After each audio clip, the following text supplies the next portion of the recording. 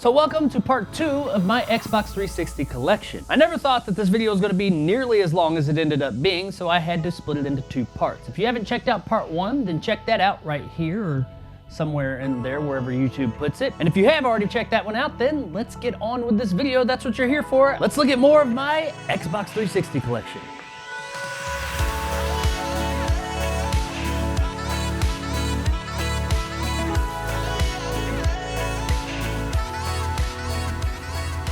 Infinite Undiscovery. Really weird name, JRPG. Goes in that whole thing of how they were really pushing hard for Japanese developed, especially JRPGs, on the Xbox 360 to break into that country. Man, the Xbox 360 was such a great time. All this diverse content coming to it. It was just awesome, not like nowadays. But yeah, this is an RPG only on Xbox 360. I've heard good things about this one. Not played it one bit at all, nothing. It's a JRPG. It is made by Square Enix, so I mean, you know, they tend to do pretty good things with the JRPGs. People, you know, they're a little company, people heard of them, they've heard of some of their work. I'm sure that this is a solid game. It's gotten good reviews and all that. It's worth picking up, I'm sure. No idea what it's worth. I didn't really make a note of it, so it must not be worth a ton. I only really made a note of the ones that are worth a considerable amount.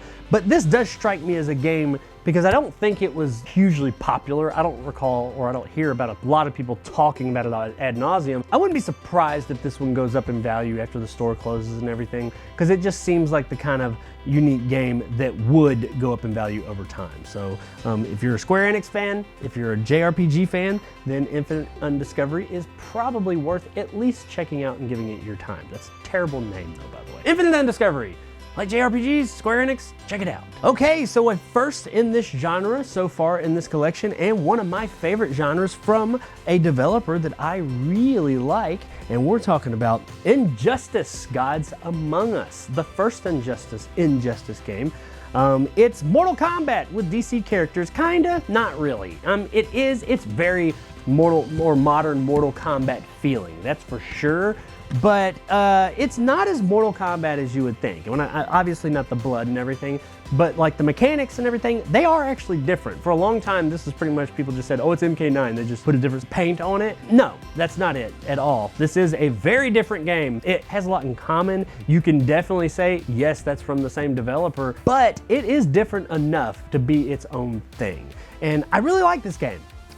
Much like Mortal Kombat, it's very narratively driven. Does that cool thing that Mortal Kombat does where it kind of makes you play all the characters, because you play in each chapter, you play a different character, and you get a real good feel for each character. I really like how they did that, and they make it entertaining. Have lots of cutscenes that you watch with all these DC characters, and the story is actually really cool. The story is the highlight of this game. The gameplay, though, is fun as hell. If you're a Mortal Kombat fan, especially more modern Mortal Kombat's MK9 and up, I think you'll like this, because it is very much in line with that and that feel and everything, and it takes characters that we've always seen as good guys and makes them bad guys, and has alternate universe versions, and does some really cool things with Superman and the Joker and all that. It's just a fun as hell game. Definitely worth checking out. If you like fighting games, Injustice: Gods Among Us should be at the top of your Xbox 360 list. Now here's a game that I wanted to play when it came out, and I never got around to it, and it got terrible reviews. It was said to me just not good at all. And, you know, I hear that a lot about games, and then I'm like, I see the game, or I play the game finally, and I'm like, it's not that bad. I mean, Enchanted Arms, we talked about it a while ago, case in point. Now, Enchanted Arms, they said, was mediocre. This game was not accused of being mediocre, it was accused of being bad. And I finally got it, and I played it, and we're talking about Clive Barker's Jericho. Now, I wanted it mainly because of that name right there, Clive Barker. They said his name, I was like, oh, he's making a game. Again, because he had that one game, the game that showed up in Grandma's Boy that was actually never released. Demonic? Was it Demonic? I don't know, it started with a D. Never came out. Jericho did come out. It's made by Clive Barker. I like the Hellraiser movies, some of them. And I like Clive Barker. He made one of my favorites, Nightbreed. Awesome movie. The Cabal cut is awesome. If you don't know what Nightbreed is, go check it out. It's an awesome movie. But Jericho, Clive Barker, I was looking forward to it. I finally got to play it about a year ago. I got it, and I said, I'm gonna sit down and play Jericho. And I sat down and I played Jericho. And I found out why it got all those bad reviews. This game's not good. It's not good. It's not as bad as I thought it, or as people were saying. It is functional. I will say that. I will say that this one kind of leans more on the air of mediocrity more than bad. It never like crashed out or anything, or I mean, it's not like a terrible game, but it ain't a good game. And I mean, when I say mediocre, it's really teetering on the edge of mediocre to just bad. Like some of it just isn't fun. Its setting is kind of drab. All the stuff that happens is kind of drab. I didn't beat the game, but I played a huge portion of it. I looked up to see how far in I was. I was probably about 75% in when I finally just said, I have no interest in playing this anymore. I know you're like 25% more. I value my time more than that though. At that point I was just like, I have just absolutely no interest. I was just playing it for myself, not a review or video or anything. I feel like playing 75% of this game, I got a pretty good damn feel of it, and that feel was, I don't want to play it again. It's just not good. I'm happy to have it kind of just like as a part of the collection to say, hey, it's Clive Barker's game, it's Jericho. But I'll never play this again. Looking at it here, I paid $2.99 for this game.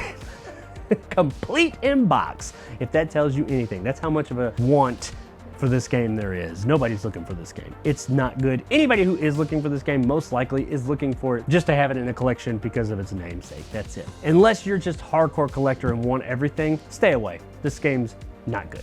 So let's talk about a launch title, not just any launch title, but a launch title that I think was fantastic, and I had a ton of fun with it. While it's never gotten a bad review, it has gotten a lot of people that said, oh, it's okay, it's not their greatest, it's not. I love this game. I thought it was fantastic. Kameo, Elements of Power. This is my original launch copy that I got actually before the 360 came out. This game came in store and was its release date a few days, like 3 or 4 days before the actual 360 launch. And I got the call saying, oh, your game is here. And I went up there and they were like, oh, I don't know if we're supposed to give that out. And they looked it up, and yes, the street date for it was before the actual console came out. I don't know why. So I had this game at home for a few days and just sat there and looked through the art book and everything, and, or not art book, the manual and stuff. Anybody remember those manuals? Yeah. Just was really hyped to play it. Kameo was one of the highlights of the launch. Not everybody's gonna say that. I thought this game was great. It has a somewhat open world. You go, and as this little elf chick, you can turn into all these other elements of power. You go and gain these elements, and you can turn into like a dragon that blows fire. You can turn into a rock guy who rolls around and throws rocks. You can turn into like an armadillo-esque character who's like armored, and he rolls around as a ball. You're this big yeti thing that throws ice spears,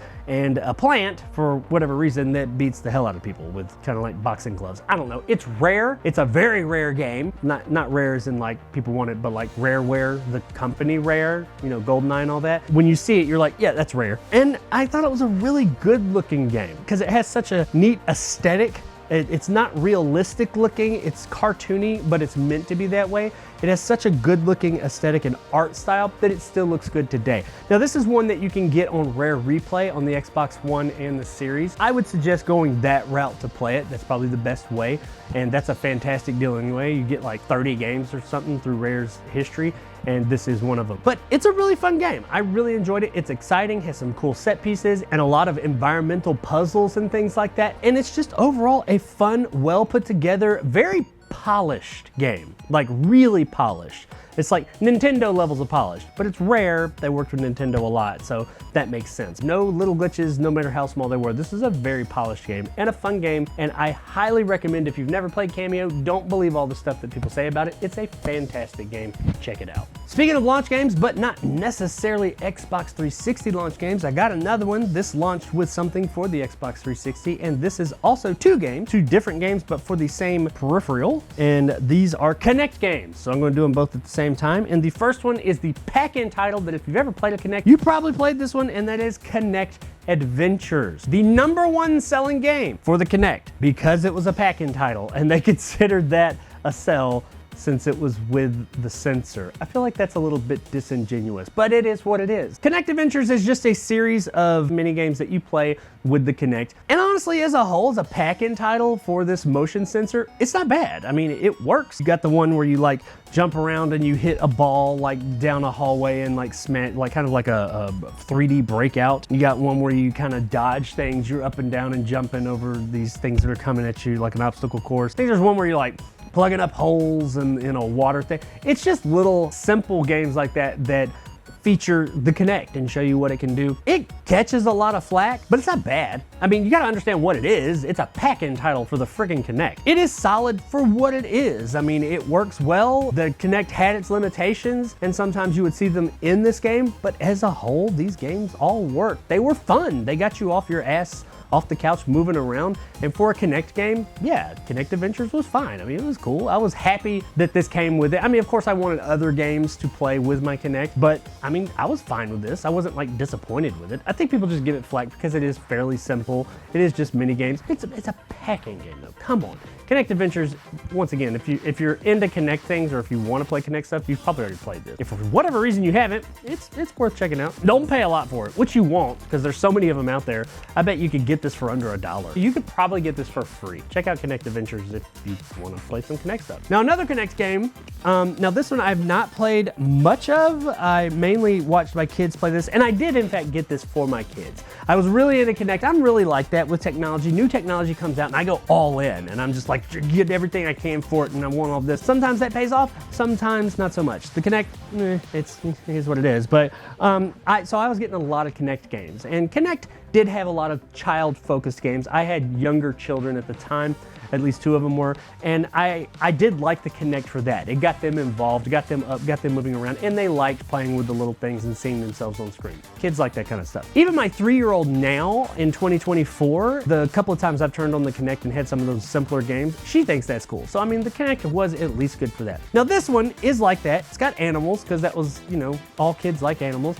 Kinectimals. Once again, kind of like that other game, but a little bit higher production values because the animals look pretty legit in this. This has really good graphics, but it is pretty much you're petting animals, you're raising them, you're getting them to do like obstacle courses and playing with them with toys and stuff like that. Really simple game. Nintendogs connect with more exotic animals like tigers and lions and stuff like that. The aesthetic of it is animated, cartoonish, but it's really detailed. Like you see all the fur and stuff. It's a good looking game. Say what you will about it, whether it works or not, I mean, I guess. I haven't really played this. I don't know. My kids played it. They seem to enjoy it. They got to pet tigers and stuff. Is anybody who's watching this video most likely going to want to play Kinectimals? Probably not. I don't think it's in my demographic. But maybe you got small kids, maybe you got an Xbox 360 and you got a Kinect and you got a small child of the age of say like 3 to 7 or something. They might enjoy this. I mean, they might have a good time seeing them on screen with the animal prancing around. Yeah, it's pretty simple. This game probably costs about $2. What's $2 to give your kids some good memories for, you know, a couple hours? Get some out of your hair for a little bit so you can do something, nothing else. So hey, Kinectimals, it's good babysitter. Now getting away from all that kid stuff, because you know we're adult manly men here, let's talk about a real manly game with a real manly antagonist or protagonist, maybe a little bit of both. Let's talk about something gritty and hard-boiled. Let's talk about LA Noire. Yeah, LA Noire. I was late to this game. I wanted to play it. I like saw it when it came out. It was a big deal with the whole face thing and all that, and it looked really cool. I just could never quite get the time to play it or get it or whatever. But I finally picked it up a few years ago and gave it a shot, and yeah, it's pretty cool. It's very GTA inspired as far as its on-foot missions running around and the things you do in the world. But the actual crux of the game is you're a detective in the 40s, yeah, 1940s Los Angeles, and you have all these different cases that you're in charge of, and it's as you progress from like a street patrolman all the way up to detective. They're usually murder mysteries, and you go and do detective stuff and find out who's guilty. Most of the game is talking to people, getting clues and things like that. It's pretty exciting. It's got a pretty solid story too. The ending, the payoff of the game, you don't see coming. I mean, and now there's a caveat to that. I saw it coming because I already knew it, but going into it and how it happened and all that, even though I knew that was gonna happen because it had been ruined for me because I played it so long after it came out, I was like, wow, I would not have seen that coming. And it was expertly done. So the story here is really good. Now, the gameplay itself is really good too. As I said, the actual running around, the gunplay, things like that, which there's not a ton of, that is very GTA style. So if you're comfortable with that, you'll be comfortable with this. But most of it is where you're interrogating people or talking to people. And there's this really cool system where you go in and it has detailed face models, and it usually zooms in on the person's face and you have to read, or not just their face, kind of their bust, and you have to read their body language. And it's a really neat way. Seen the whole thing, press X to doubt, that whole meme? That's from LA Noire, and that's what that is. You can read their body language, and if they say something, you can press X to doubt. They can press other buttons to do stuff too. And that means you can show doubt to what they've said, and you can try and guide them down a line, and as long as you don't screw it up, you can get the information you want. It's a really interesting, unique game that I haven't seen one do something like that detailed, that hardcore since this game. And I'm really surprised because it really worked well, and it's a really fun part of the game. At first you're like, it's kind of stressful, but then after you get the hang of it, it's really exciting to sit down and try and like figure out, are you lying to me? Or tell me the truth, and trying to push them in the right way, because you get to know the people and you try and like get as much info on them as you can, so when you go into the conversation, you know what hot buttons to push and what not to, so that they don't pull away. It's a really interesting take on detective work and a really fantastic game. Definitely worth your time. It's pretty lengthy, so you'll get your money's worth out of it. I don't think this game goes for a lot. Hell, right here, I paid $5.99 for it. Now that was 2-3 years ago. Still, I don't think it's much more than that at this point. There was a lot of copies of LA Noire out there. There are more modern versions of the game you can get, such as the PC. I'm pretty sure on the next generation consoles, they had a version on there as well. You don't have to play it on Xbox 360, but if you have a 360 and you want a solid game, LA Noire is a solid game to get for it. And we got another JRPG on the Xbox 360. Man, I said it a minute ago, but this was such a great time in gaming. Not only that, we got another Square Enix game, and I am talking about The Last Remnant. Now, this is one I have played. I haven't played it to completion. It's an interesting game because while it is a JRPG, it really, like production-wise, this game was great. Like, it looked great. I think this is the first game Square used the Unreal Engine. I don't know which one, probably 3, maybe 4, probably 3. But it looked fantastic. It's got great production, great music. The story, what I remember, was pretty good. It was really kind of scatterbrained and out there from what I remember. I didn't finish it, like I said, but what I did play of it, I played a decent amount of it, was pretty good. The battle system is okay. It does some things I wasn't a huge fan of. It is a bit more Final Fantasy in that way, and as I mentioned earlier, I'm not the biggest Final Fantasy fan, so I didn't love it. I didn't hate it either. It was functional. I had a good time with it. I was very split on this game, to say the least. There were things I really liked about it, like its presentation, its look. The story was good enough. I remember it having a lot of technical hitches too. I could be wrong about that, but I remember it just having some not like game breaking, but just some weird graphical issues and things like that. But the battle system was fine. It was nothing special. Like, I could see after a while the battles becoming a bit of a chore maybe, but not terrible. Once again, I have not played all the way through this. It is a 2-disc game, so it's probably pretty lengthy. I did put quite a few hours into it though. I got a good feel for the game. I would be interested in going back to it and seeing, you know, what happens further on, because that is one thing about these types of games, especially JRPGs. Sometimes they start slow and then they really ramp up, and that's when the magic really happens later in the game. Not like late, but you know, you have some of those RPGs that start pretty slow, and a few hours in, that's when it really ramps up, and maybe I was just not quite there. I want to say I put probably like 7-ish hours into it, somewhere in that neighborhood. It's been a little while. My initial reception, it's fine, it's good. I think it has a lot of potential, but it has some technical things that trip it up a bit, in my opinion. If you're a huge JRPG and a Square Enix fan, yeah, Last Remnant, probably worth getting.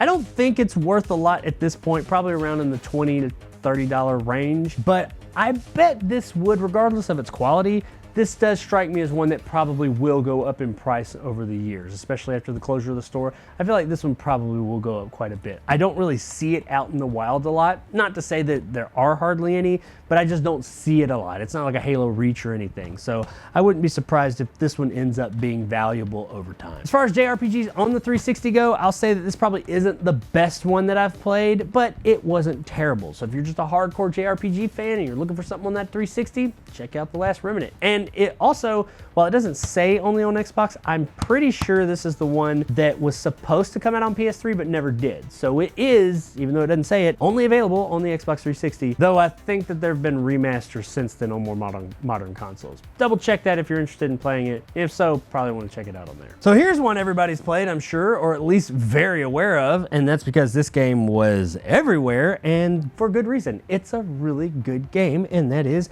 Left 4 Dead 2. Left 4 Dead 1 is good as well, but this Left 4 Dead 2, it is the better of the two. Yeah, this game's awesome. I said a while ago that I'm not real big into online multiplayer anymore. This game would change that. I'd be willing to play this online again. This game's fun as hell with people. I mean, it's the only way to really play it. I think you could play single player, but nobody does that.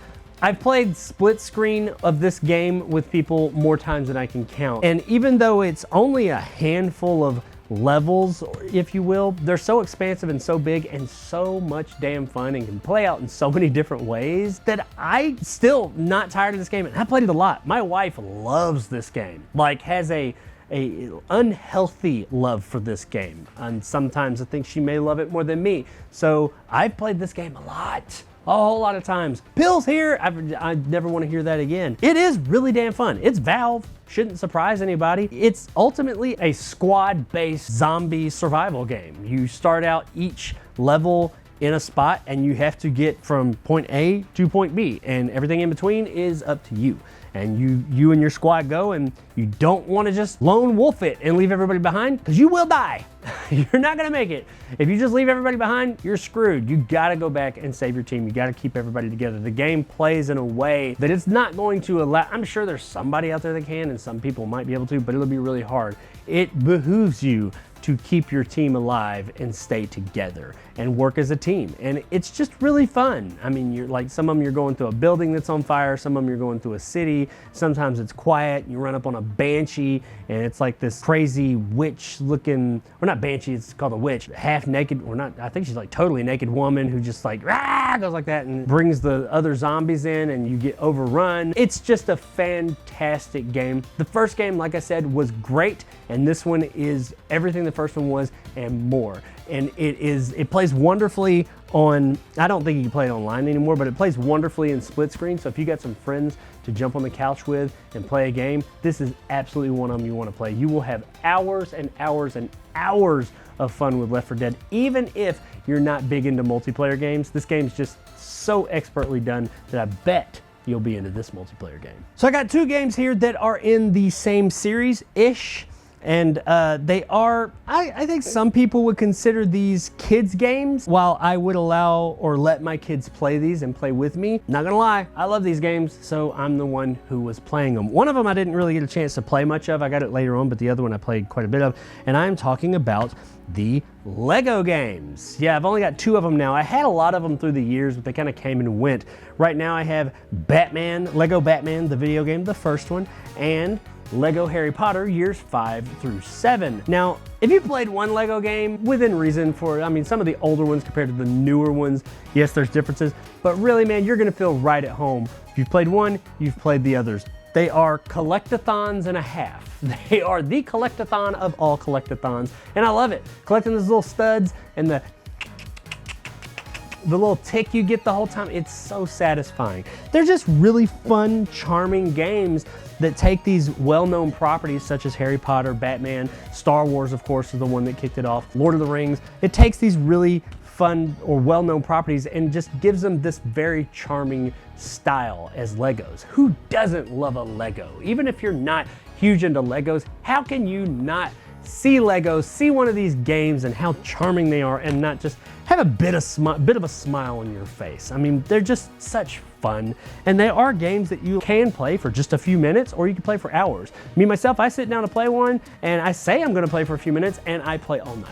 So yeah, I get really into these games. If you got kids, man, these are wonderful to play with your kids. If you got young kids, you got any kids, these are great to play with. They're great multiplayer experiences too, and they're solid as hell games. And chances are you've played a Lego game before. And like I said, if you played one, you played all of them. Check out, if you're into that whatsoever, check out either of these. Now, I haven't played Lego Harry Potter hardly at all. Played very little of it, but it's like all the others. Lego Batman, though, I remember very much enjoying it. This was a great entry in the Lego series of games. And Harry Potter, from what I played, was really good too. Now, there is a caveat with this one. It's not just Lego Batman, because this was a pack-in game. The Xbox 360 had a ton of different versions. Now, it might be the same console, it's like the basic console, but they'd have pack-ins that go with it.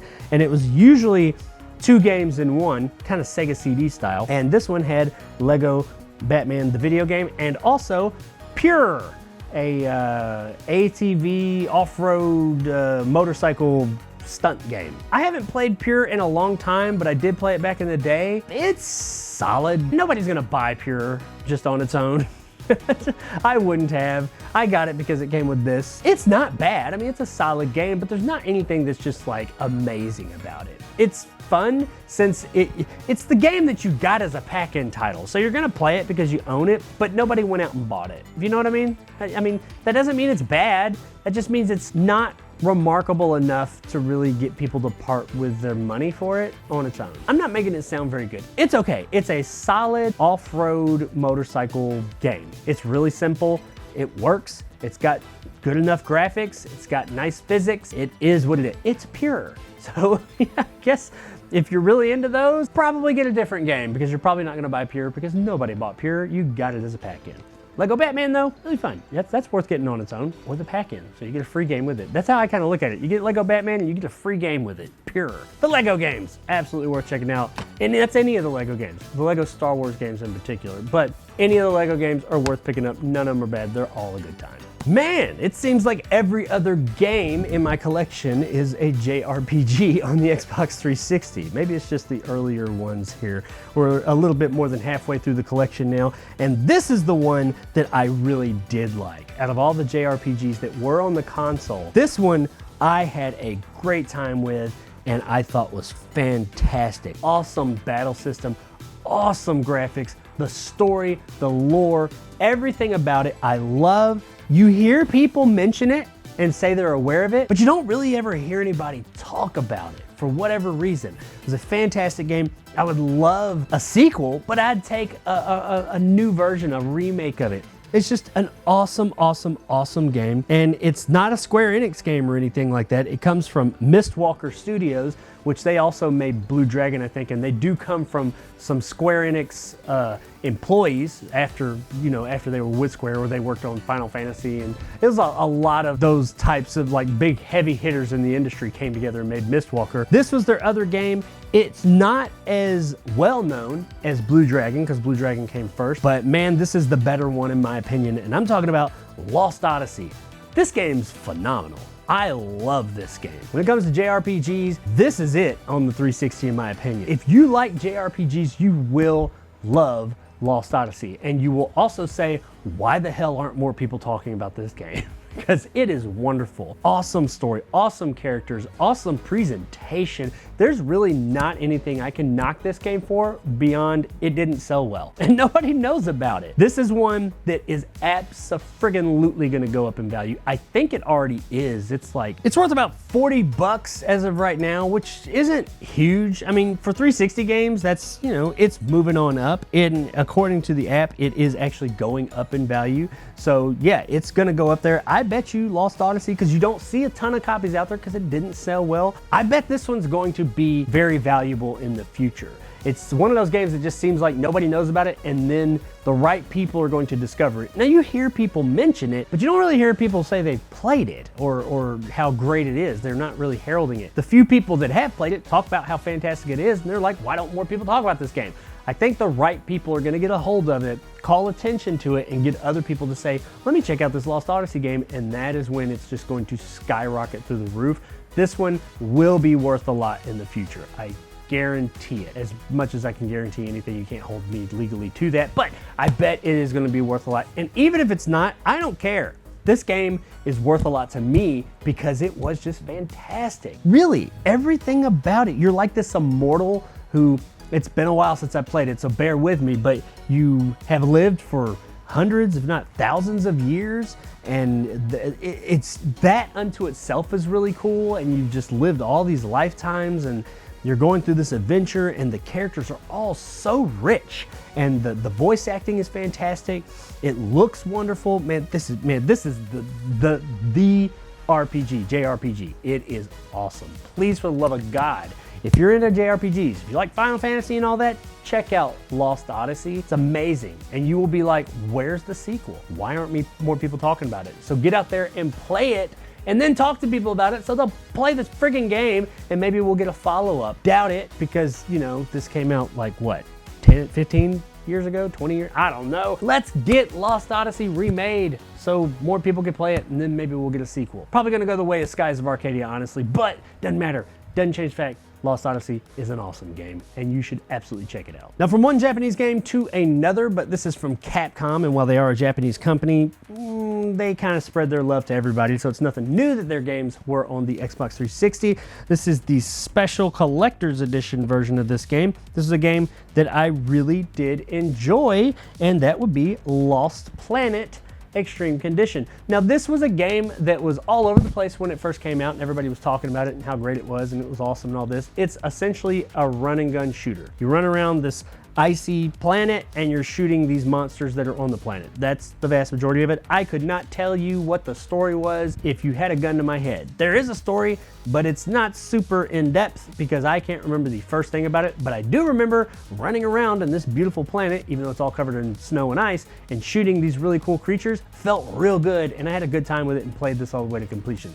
This is the Steelbook version. I don't think it's worth a lot. This game was very common. There's a sequel as well. I remember the sequel not being as good, but it's kind of that Advanced Warfighter kind of effect where it's not that it's bad, it's just not enough of an evolution to warrant a sequel. So when you play it, you're a little disappointed because you're like, I was expecting more. So both of them are solid, but I had a fantastic time with the original Lost Planet. If you're looking for some just kind of dumb fun, just running around shooting things, big, huge monsters, like these big worm creatures coming out, just big screen size creatures, and you're shooting them, and just hordes and hordes of smaller creatures coming at you, that sounds like a good time to you, then check out Lost Planet because it is a good time. So here's another one I haven't played a whole lot of. Like, I've played very little of it, but there's a reason, and there's a reason I have it. I sought this one out not too long ago, and let me tell you a little story about it. But first of all, let's say what it is. We're talking about Metal Gear Rising Revengeance. That's not a word, Kojima. That's just not a word. But anyway, this is, I think this was made by Platinum. Yeah, it's made by Platinum Games under Kojima's studio and all that. This is a very different Metal Gear game. You actually follow Raiden. He was the half cyborg guy that was in Metal Gear Solid 2 who showed up. You play him most of the game, honestly. This is more of a third-person action game where you go around with his sword and you cut stuff up. You can cut like a lot of the stuff up in the world. It's combo-based.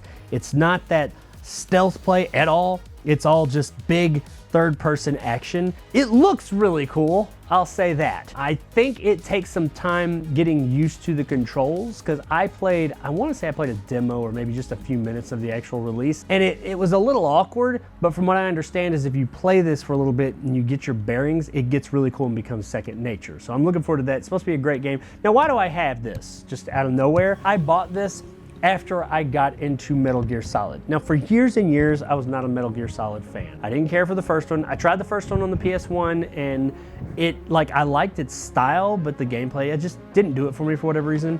I played the second one, and I actually did play all the way through that, but I kind of had to force myself. I love narratively driven games, but that one was so convoluted and all over the place. For whatever reason, it just didn't, it turned me off.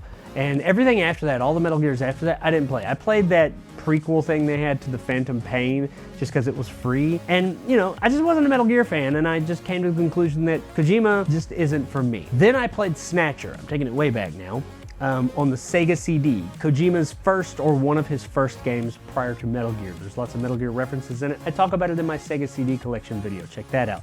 Fantastic game. Loved Snatcher. Loved it, and it's very Kojima. So I said, well, maybe it's not that I'm not a Kojima fan. Maybe there's something about that series, but everybody says Metal Gear's so great. What am I missing? Maybe I'm not giving it enough time. I recall giving the first one a lot of time, but let's go ahead and give it another shot. So I went and replayed Metal Gear Solid, the first one, probably about a year and a half ago, and I had a really good time. I don't think it's necessarily the most groundbreaking game in the world, but I did really enjoy myself with it. I had a really good time with it. That made me say, okay, now I want to play part 2. So I went into part 2 and I enjoyed what I've played of part 2 thus far, much more this time that I'm more invested in the world and the characters.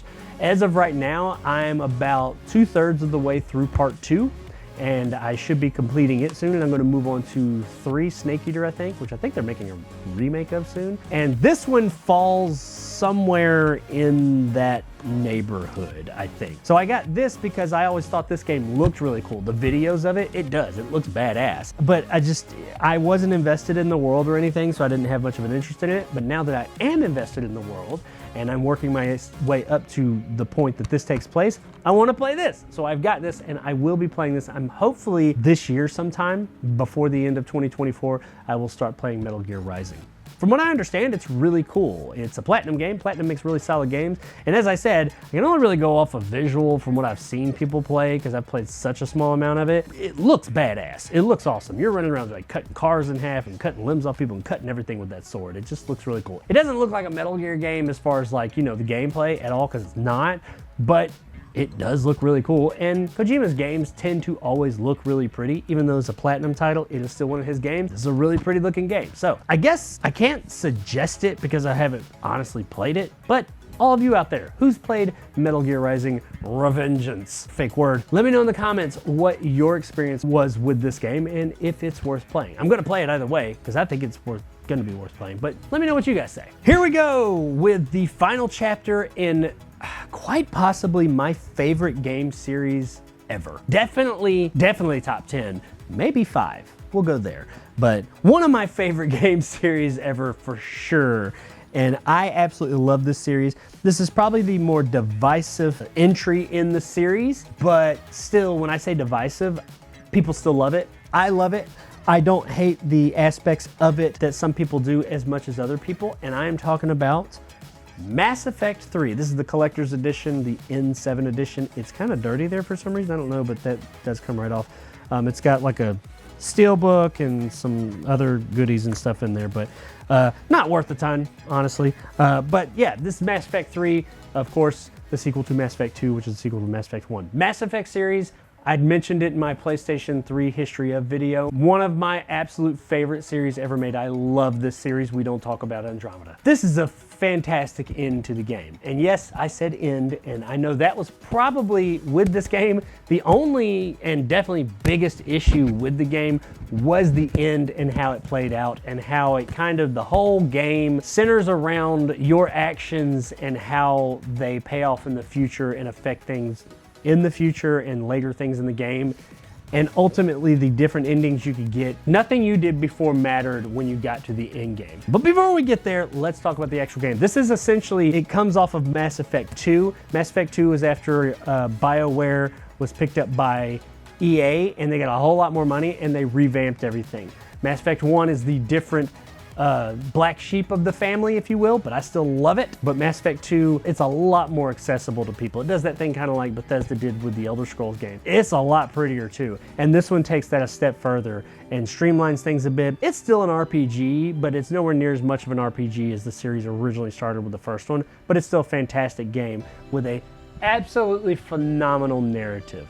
This game does what a third in a series is supposed to do, much like Halo did and Gears of War 3 did. It goes out with a bang, it pays everything off, it ties up everything, and is just rousing and pulse pounding when you get to the end, and has wonderful set pieces throughout. The story is top notch. That is what Mass Effect is all about, the story, and it is top notch from beginning to end. Well, almost end. Now let's talk about that end real quick, and I'm not going to spoil it for those of you that haven't played it. Ultimately, the end of the game, you get to a place where you have to make a decision. And you make that decision and you get 3, I think it was, different outcomes to end the game.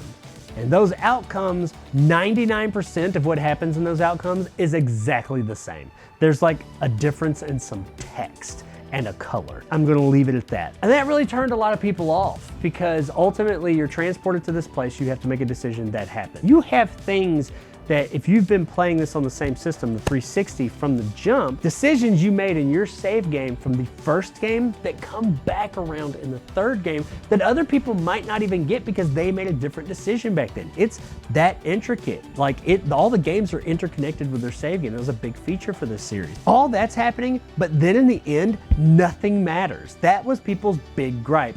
And that's very understandable. That's been a staple of the series up to this point, that your decisions matter until the end of the series when they don't.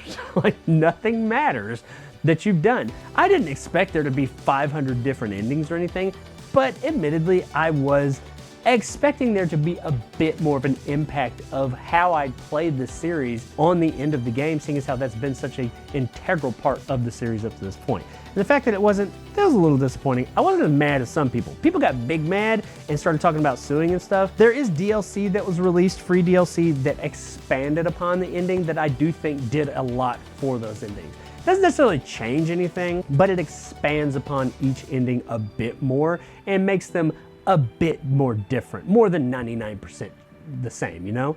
And I think that was good. I would have liked more, but I understand retroactively that's probably all we're gonna get, and I'm happy that they did that. There's also some other DLC for this that's pretty solid. You go back to the Citadel for some stuff and have like a party and everybody gets together. That's pretty solid. You can get this game on the Legendary Edition on new platforms. It has all 3 games, including this one. DLC is probably included in that, I'm not sure. But if you want this on the 360, I strongly suggest going and downloading that DLC now, before the store closes, because once the store closes, you can't get all that. You can't get what became the de facto endings, and you also can't get that really excellent story-driven DLC that was part of this game. That is absolutely worth it. And something, I think the Shadow Broker, I think that was this one.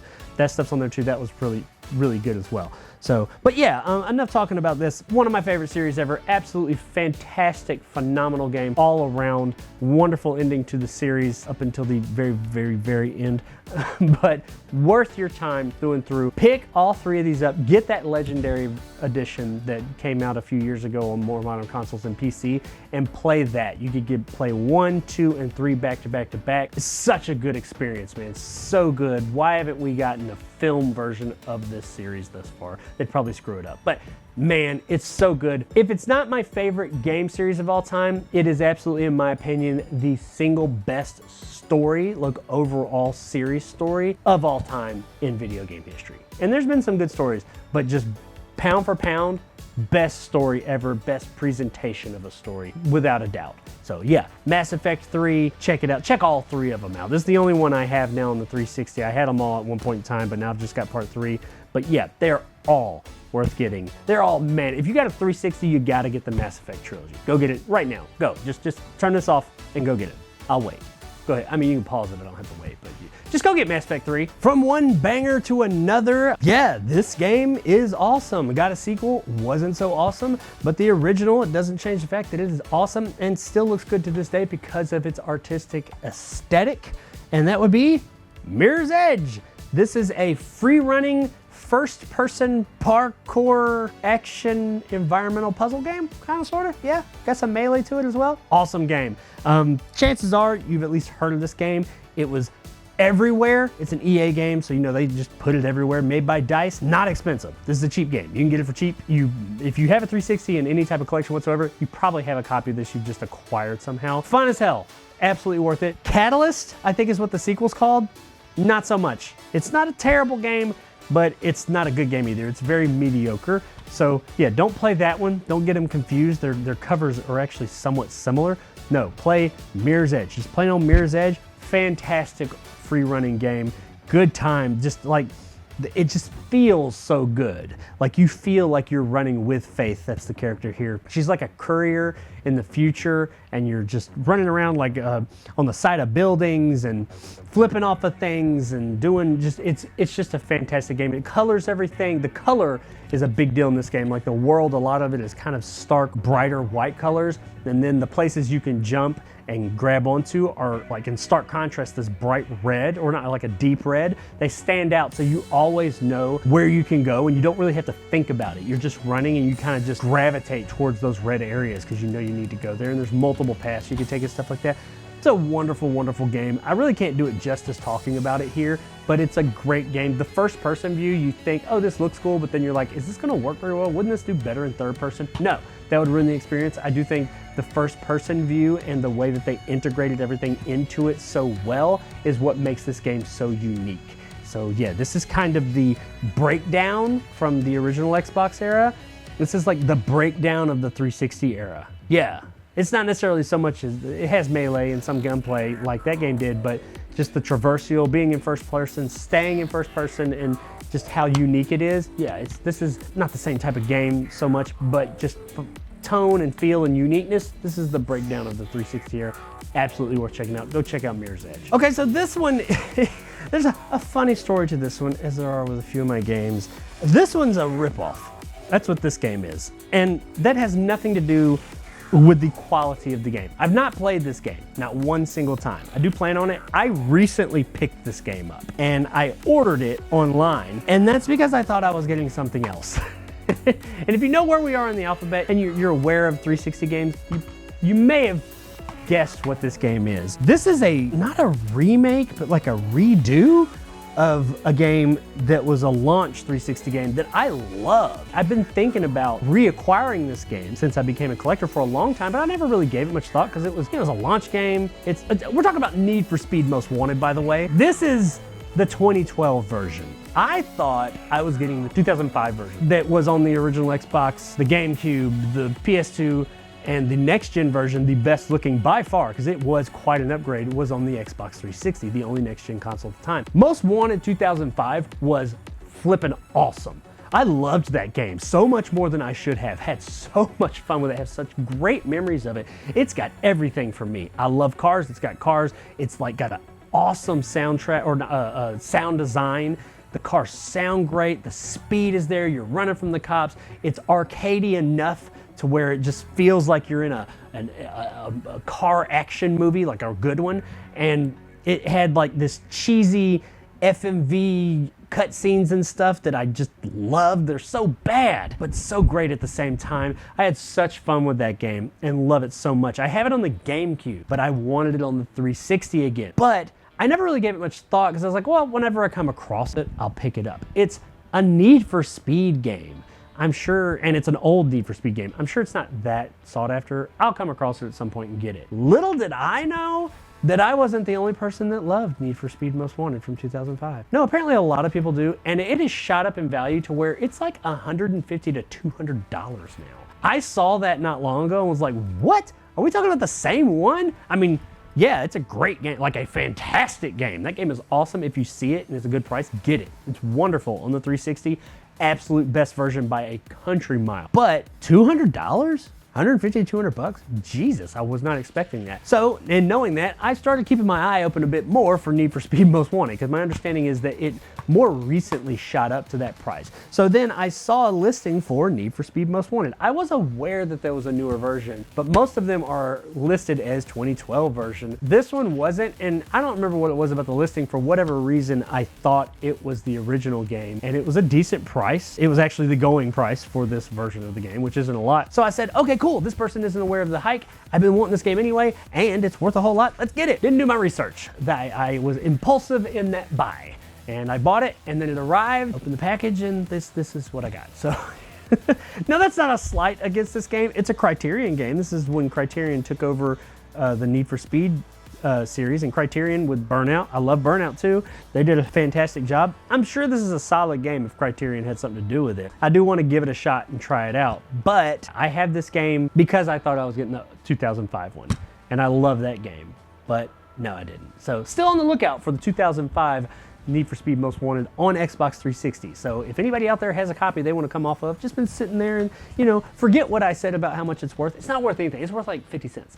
If you want it, I'll pay for shipping. You can send it to me. I'll take it off your hands. I don't want, you know, things cluttering up your home or anything. Just send it on my way. You don't need it. I'll take it off your hands. Just get it out of the way. No problem. Just call me. But yeah, Need for Speed Most Wanted 2012. I don't know. I'm assuming it's a solid game, but it's not the game I thought it was going to be. Anybody out there played the 2012 version? I'm sure somebody has. Let us know. Is it good? How does it, here's a better question. How does it stand up to the 2005 version? Because I assume, seeing as how it's called the exact same name in the same generation, that there are similarities. So how does it stack up to the 2005 Need for Speed? Let us know below. Now this is an interesting one for me. A lot of people like this series or the IP that this is based on, but I've never really been into it. Nothing against it, it's just not my thing, but I did really like this game. I just happened across it and I got this game. This is the copy that I got back in the day. I acquired it, I don't even remember how, like for super cheap at like GameStop or something like that, or whatever, wherever I was buying games. And I don't even know why I bought it. I would have got it, maybe I thought my kids would like it, or just because it was such a good deal. Whatever, I got it for some reason. I wasn't collecting yet, I was just buying games. And it turned out to be a really cool game.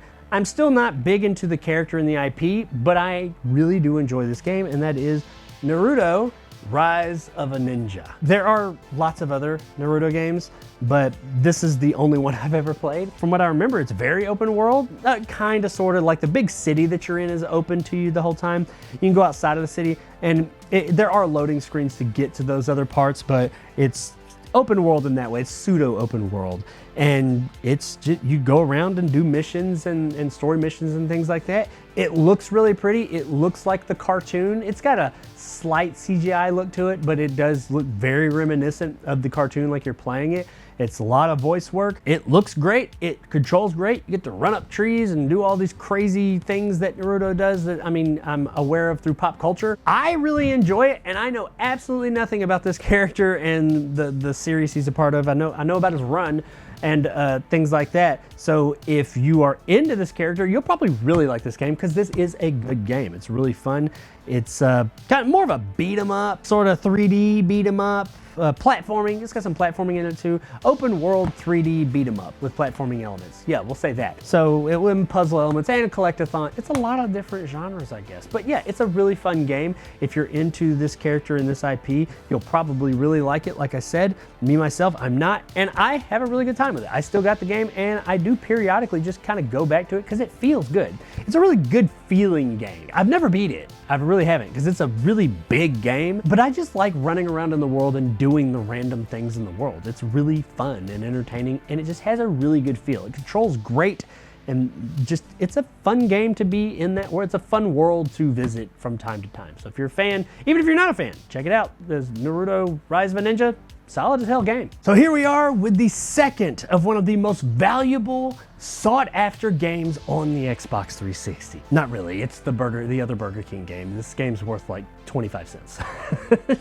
Much like Pocket Bike Racer, no, this is Pocket Bike Racer. Much like Big Bumpin', this is one of the other 3 Burger King games that you could get with a combo for $4, if I remember. I remember, it was pretty sure it was $4, maybe $4.99. And it does play on the original Xbox and the Xbox 360, all on the same disc too, by the way. So that's pretty cool. This is, from what I remember, the lesser of the 3. It's not terrible, but as I said with Big Bumpin', it is what you would expect from a $4 game that you got at the counter at Burger King with a combo. It's just a little itty bitty bike racer, and it features this lady. I thought it said her name on here. This lady's famous for something. I'm not really sure. I don't know, her name's not on here, but she's somebody. I do remember that. She's somebody famous. You see, look, her. But yeah, it's nothing special. You're just going around little tracks on these itty bitty bikes, and it's kind of goofy. You play as the king, you play as this lady, you play as some other random characters you never heard of. A burger, apparently, and the chicken. Oh, the subservient chicken. Anybody remember that from Burger King? Back when Burger King had really cool like advertising and stuff, the subservient chicken was a neat app that you could go online. Not an app, it was a website. Yeah, he's in here. But anyway, yeah, Pocket Bike, you just ride around on little bikes on little courses. That's it. Nothing else to it. No other features, nothing. It's a $4 Burger King game, people. It's essentially a flippin' Happy Meal game. You got this in a Happy Meal for adults. Can't expect much here, all right? For what it is, it's fine. It's like, it's very much, this would be a mobile app nowadays. A very simple, a free mobile game nowadays. I will never play this again. I haven't played it in years and years and years, and I won't ever play it again. I mean, maybe a dare or something. If I do a stream and I'm playing really bad games, I might play it then. But beyond that, no, I'm never gonna play it. But I do like having it in my collection to say, I have all the Burger King games. Nothing special about that. They're worth altogether probably $2. But you know what? It's my collection, and I like having the Burger King games. Damn it. So Pocket Bike Racer will remain in my collection. Should you buy it though? No, probably not. I forgot one. I had another game on display and I just glanced up there and saw it and said, hey, that's a 360 game. So we're going back in the alphabet just a little bit to the G's, and this would be the special edition to Grand Theft Auto 4. And yeah, it's very dirty, but that comes off it's metal, so it comes right off. But yeah, this is the lockbox edition, special pimpin' edition of Grand Theft Auto 4. This is worth, last I checked, like $150 because I have it complete. So yeah, that's cool. Why it's a lockbox, I don't know. It's been a while since I played GTA 4. I don't remember lockboxes being a big thing in it, but it's a metal lockbox for GTA 4. Anyway, GTA 4, much like GTA San Andreas, if you've played a GTA game, then you know what you're getting here. It's Liberty City, AKA New York City, much like GTA 3. Me, myself, personally, I've never been a huge fan of the Liberty City GTAs. Like GTA 3, I didn't love it. It was fine. I give it its respect for starting off the 3D GTA franchise and where that's definitely gone. And GTA 4, this one, that also takes place in Liberty City, I did like the setting of this one better than GTA 3 and how it's presented. And a lot of people like the main character and the characters in the game, like Nico and his cousins and all, or cousin, I don't remember. They like the characters in this game. A lot of people talk about how much they like the characters in GTA 4. I just didn't. I didn't hate them, but I didn't like them. The DLC, the Ballad of Gay Tony and the Hells Angels one, it's not called Hells Angels, but whatever, the biker one, those were pretty cool from what I remember. But Nico and the other main characters, I don't know, I just never cared for them. They just didn't do it for me. And something about the shooting in this game, it just never felt right. It didn't feel tight enough or something. I didn't care for the shooting as much. It's not awful, it's very playable, and I mean, I made it through the game. It just always felt a little off. I don't know why. It just didn't click as much as the previous GTA games, and even 5 after this.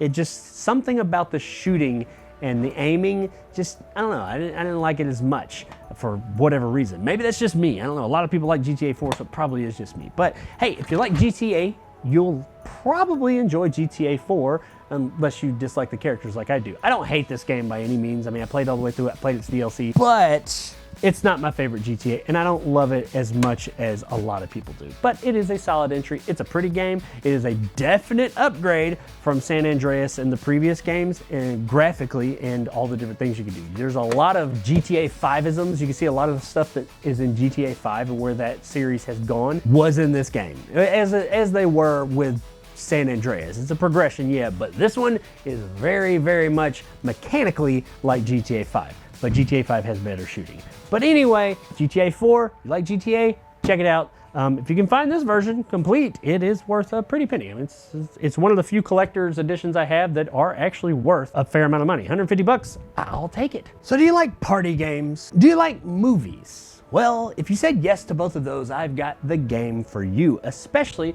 if you're talking about local co-op or party games. I have the ultimate local couch play multiplayer game if you're a movie fan. Probably already guessed it if you're familiar at all, and I'm talking about Seen It! Lights, Camera, Action. Box Office Smash, that's the sequel. But yeah, Seen It! Now, this game is of course based on the board game Seen It that came with a DVD, and it asks trivia questions and you buzz in and you answer them, and whoever has the most points in the end wins. That's what this game is. It's much more streamlined because it's on a console, it's not a DVD player. But yeah, it's a great fun game if you're into movies. What sets this one apart for me though is why it's in this big huge box like this. The controllers, as you can see them right there, the big button controller. You have this controller that has, of course, the Xbox home button and all that, and you have your A, B, X, Y buttons, but you have this giant button right here, and that's your buzzer. You get 4 buzzers with the game. So as it asks the questions, you can, just like on a game show, buzz in and hit your buzzer. It's loads of fun. Me and my wife have played this probably more than any game that I own together. And anybody I introduce to this game and play, even all these years later, loves it. This game is just tons and tons of fun. Has so many questions. Now, it has gotten to the point, I've played it so much that some of the questions are repeating, but there's so many and it randomizes them that it's not like it gets dull. And there are sequels to the game as well. There's Seen It Box Office Smash that I don't know if you could buy it with the controllers or not. I'm sure they had that option. I obviously didn't get that because I already had the controllers and everything, but it has all new stuff in it. Technically, I like this one more because it's just this, but updated and has, you know, a few of the mechanics are a little bit prettier and the game show aspect is a little bit snappier. But this version is fantastic as well. There's a third one that is digital only. I can't remember the name of it, but it's on the digital store only. And seeing as how the store is about to close and it doesn't have a physical copy, if you're really wanting Seen It or into Seen It, go buy that copy. I can't remember the name of it, but it's the only digital only Seen It game on there. It's not like there's tons of Seen It games or anything. Check that one out, go ahead and buy it. I have it on my hard drive. I didn't like it as much. It's fine, it's entertaining, it's fun to pop on just because it has questions that these don't in movie clips and stuff, because there's a lot of movie clips that these show, like old and new. And it does have more of that stuff, but it seemed a bit more budget than these two because it probably was. And so it didn't have quite the presentation that these did and just seemed a little bit, I hate to say it, lazier. So no, I don't like it as much. It's not my first pick when it comes to these three versions of the game, or not versions, but in the series. But it's fine. I mean, if it's all you got, if you've run these two just dry of questions, then that one's definitely worth it. They had originally said that they were going to, through Xbox Live, update these with more questions. I don't think they ever did that. If they did, I'm not aware of it. I never received said update, but they were going to just update. I think instead they just released sequels. I hate that this game isn't, you know, compatible with the new systems, because that would be, the game may be, I'm not really sure, but the controllers are not. They come with like a dongle that comes out of USB. I don't think they are. Maybe they are, and I just don't know it. Anyway, fantastic party game, quite possibly with the controllers. One of the most fun party game experiences I've ever had. Anytime you get a group of 4 people playing this, you will have a blast, I guarantee it. It's fast-paced, it has a bevy of different games, little mini games that you play, and it just is a really, really fun, entertaining time, especially if you have the most passing interest in movies and TV and entertainment. This is absolutely worth you picking up. You can get a full, complete in-box copy with the controllers and everything. If you could find it, it is a bit harder to find, especially complete in box, the controllers and everything now. You can get it for relatively cheap still, but I feel like over time, at least complete in box, I think this is gonna go up in price. Not necessarily because of the closure of the store, just because it's so unique, such a unique controller. I mean, these controllers are only used for these games, these 3 games, that's it. And you don't have to use the controllers either, by the way. You can use a regular controller and just smash on the button, but man, those big button controllers, that just adds to the experience and really does something. So yeah, absolutely play it. And if you can play it with the big button controllers. Speaking of unique experiences, this is one that is one of the most unique games as far as like its aesthetic that you'll ever play. And it's a game that you don't hear a lot about. I don't know if it was on other consoles or not. I know it was on the Xbox 360. It doesn't say only on Xbox 360, but it was a pretty game and still is, but it's aesthetic that really does it. I'm talking about the Saboteur.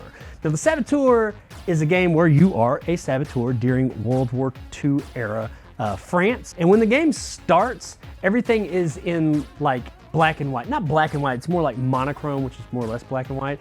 But there's a little bit of color here or there, but it's very drab and downbeaten and monochrome. And as you free up parts of the city, as you sabotage things in the revolution, freeing things and people, color starts to come back to the city. And also while you're playing the game, certain things that you need to do will pop with color. It's really cool, very Sin City in that way where you got like the black and white and the color contrast. It's a very, very unique and striking visual style. The game itself is good. It's, from what I remember, I have not played this game in years, but I did play through probably about half to 2/3 of the game and remember really enjoying my time with it. It's longer than I expected, I do know that, and I got pulled away to play something else at some point. It's by Pandemic. was the developer of it. Unfortunately, they got closed. They made the Mercenaries titles, something else they were known for. They're a great studio and made some really solid games, and this was one of them. Very unique and memorable games, but for whatever reason they got closed down. It's been a while now. They got closed down around the beginning of the Xbox One PS4 era, I believe it was. They have a great legacy, and this is one of them.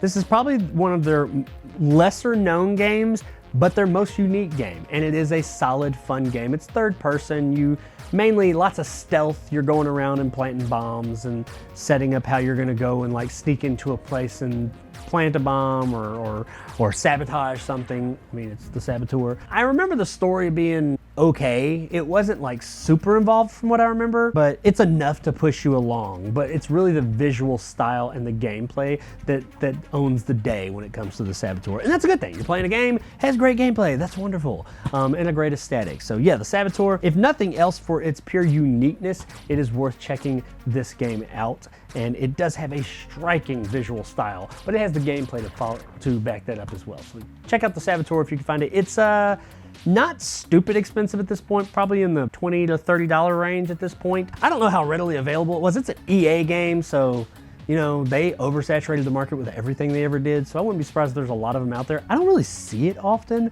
but I'm not looking for it either because I already own it. So maybe they're all over the place, I just don't realize it. I do imagine it'll only go up from there. Will it be like the most valuable game ever? No, but I do think it'll be a game that you don't see in a lot of people's collection. So, you know, you judge value your own way. I think that's pretty neat to have games, regardless of how much they are worth. Games that you don't see in everybody else's collection, I think is pretty valuable unto itself. Saboteur, definitely worth checking out. Now this is one of my favorite series, not of all time, but definitely a guilty pleasure, if you will. I don't even want to call it a guilty pleasure because I feel like I'm putting it down. An alternative to an extremely popular series. That's how it started, and it became its own thing.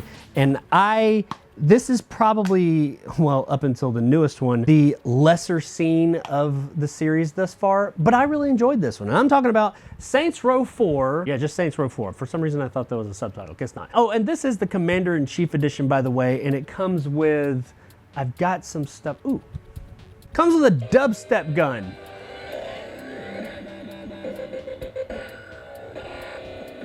It's got like a little laser pointer on it, so you can mess with your cats and stuff. Yeah. How do I turn this off? Shut up! I don't know how you turn it off. But it's the dubstep gun from the game, and it's a little mini version, and mine's really dirty. It's on display up there. It also came with a button that I've got somewhere that you could hit, and it would like, I think it plays dubstep too. Dubstep was a big thing in that game. And a statue of Johnny Gat. I've got that one somewhere as well. That was the Commander-in-Chief edition. But Saints Row.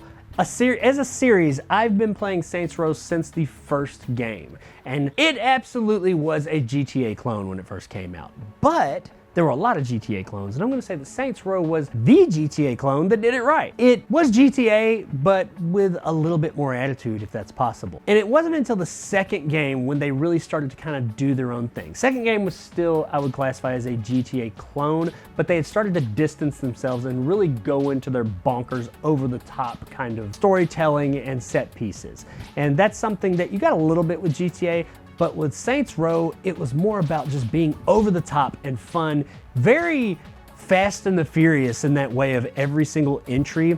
They wanted to one-up themselves and be bigger and bigger and louder. And they definitely did that. Came up to Saints Row 3, many consider to be the best in the series, and I will concede and say it is definitely an amazing game. Saints Row 3 is fantastic. Now, Saints Row 4, which we're talking about today, I will admit it is kind of sort of like massive DLC for Saints Row 3. It is its own story. It's its own thing. It is a continuation of the third game. There is more than enough game here to call it its own game, but up until a point, it doesn't really, like, it's the same city, a lot of the same characters and things like that. It has a lot of the same mechanics as Saints Row 3. However, at some point you get put inside of a computer simulation and you get superpowers. That is this game's big thing, is you end up with superpowers. You can not quite fly, but you can jump so high in the air and then dash forward and glide that it's almost like you can fly. You've got force powers, and you're a superhero. You can even dress up like a superhero because you're kind of within the Matrix. If I remember correctly, it did start as DLC